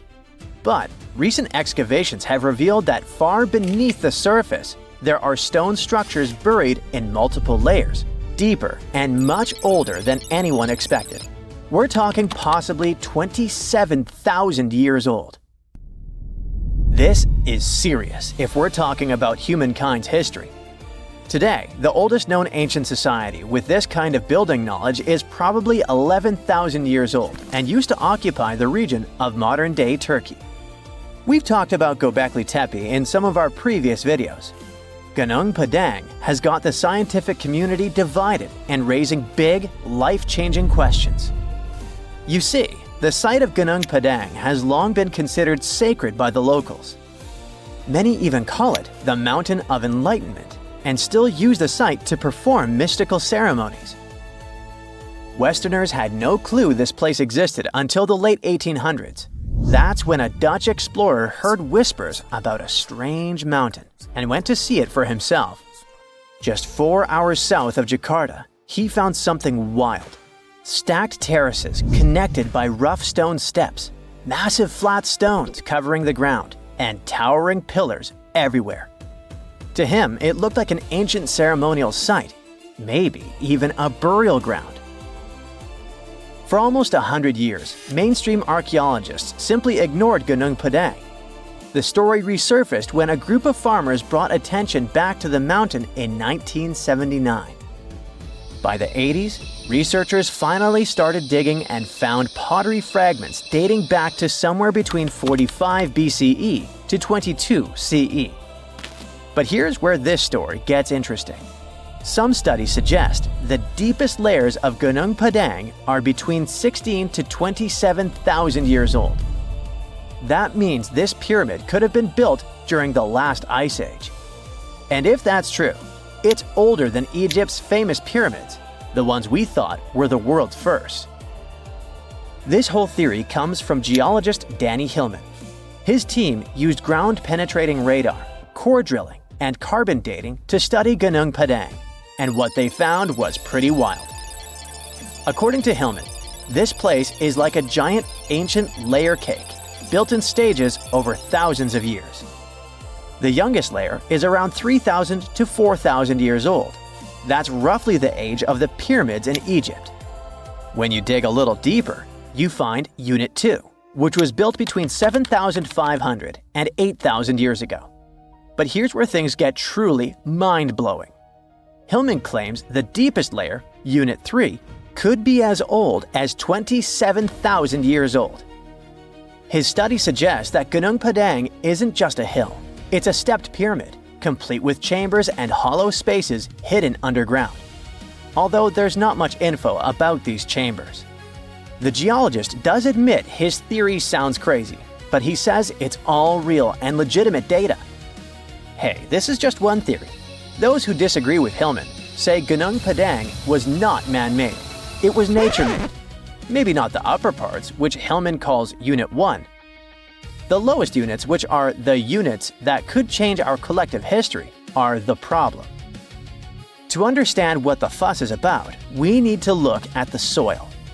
The area that Gunung Padang was built on is filled with volcanoes, which means it sits on top of volcanic soil. Hillman's team drilled into the mound and found something odd. Younger soil wedged between much older rock layers. To them, this was a clear sign that the stones were stacked, not naturally formed. After all, in nature, younger soil doesn't just sink beneath ancient rock. That would be like discovering fresh ink beneath the pages of an ancient manuscript. You know, something doesn't add up unless someone put it there on purpose. However, skeptics such as volcanologist Zoetkenel Braunthal argue that Gunung Padang is not a human-made pyramid, but rather the remains of an ancient volcano. He believes the mixed layers of young soil and old rock are the result of natural erosion and geological processes, not human construction. Volcanic activity can create unusual formations over time, and without clear signs of tools, carvings, or human remains, many experts remain unconvinced. The mystery boils down to this paradox. Are we looking at the ruins of a lost civilization, or are we simply misinterpreting the work of nature? Most archaeologists say that to prove an ancient civilization existed, you first need signs of culture, art, tools, structures, something man-made. That's exactly why archaeologist Dibble, one of Hillman's biggest critics, isn't buying the pyramid theory. He argues that without solid proof of human activity, all we really know is that the soil in the mound is 27,000 years old, and that alone doesn't mean people were building pyramids back then. But here's the thing. The more we dig into ancient history, the more we find that our ancestors were capable of things we never imagined. The idea of advanced civilizations existing during the Ice Age seems far-fetched to many archaeologists. After all, who could have the technology and knowledge to build massive structures like pyramids in such a harsh environment? This is where some researchers, particularly Graham Hancock, come in. Hancock is known for his controversial theories that say that advanced civilizations may have existed during the Ice Age. The last ice age lasted from about 2.5 million years ago to roughly 11,700 years ago. During its peak, huge ice sheets covered large parts of North America, Europe, and Asia, making it a challenging time for human survival. Most archaeologists believe that humans during this period were mainly hunter-gatherers, moving from place to place in search of food and shelter. The idea that they had skills to build a massive pyramid-like structure is hard for many to accept. However, researchers like Graham Hancock argue that advanced Ice Age civilizations could have existed and been wiped out by cataclysmic events such as floods caused by melting glaciers. According to Hancock, these ancient cultures may have built monumental structures like pyramids. One of Hancock's most notable books, Fingerprints of the Gods, explores this theory in depth. He looks at evidence from ancient monuments like Egypt's Great Pyramid of Giza and the megalithic structures in South America and suggests that these could be the remnants of a forgotten civilization. Hancock's theories imply that knowledge and skills passed down from this ancient culture were eventually rediscovered and used by later civilizations, like the Egyptians and Mayans. If we apply this to Gunung Padang, the idea becomes even more fascinating. Could this ancient site in Indonesia be a remnant of a long-lost civilization that existed during the last ice age? We'll have to keep digging to figure this out. Either way, while scientists debate the origins of Gunung Padang, local myths offer a different explanation. One of the most famous local legends tells the story of King Siliwangi, a powerful ruler who wanted to build a grand palace in a single night. With supernatural strength, he began stacking enormous stones to create his masterpiece. But as the first light of dawn appeared, he realized he had failed to finish in time. Frustrated, he abandoned the project, leaving behind the massive rock formations that we see today.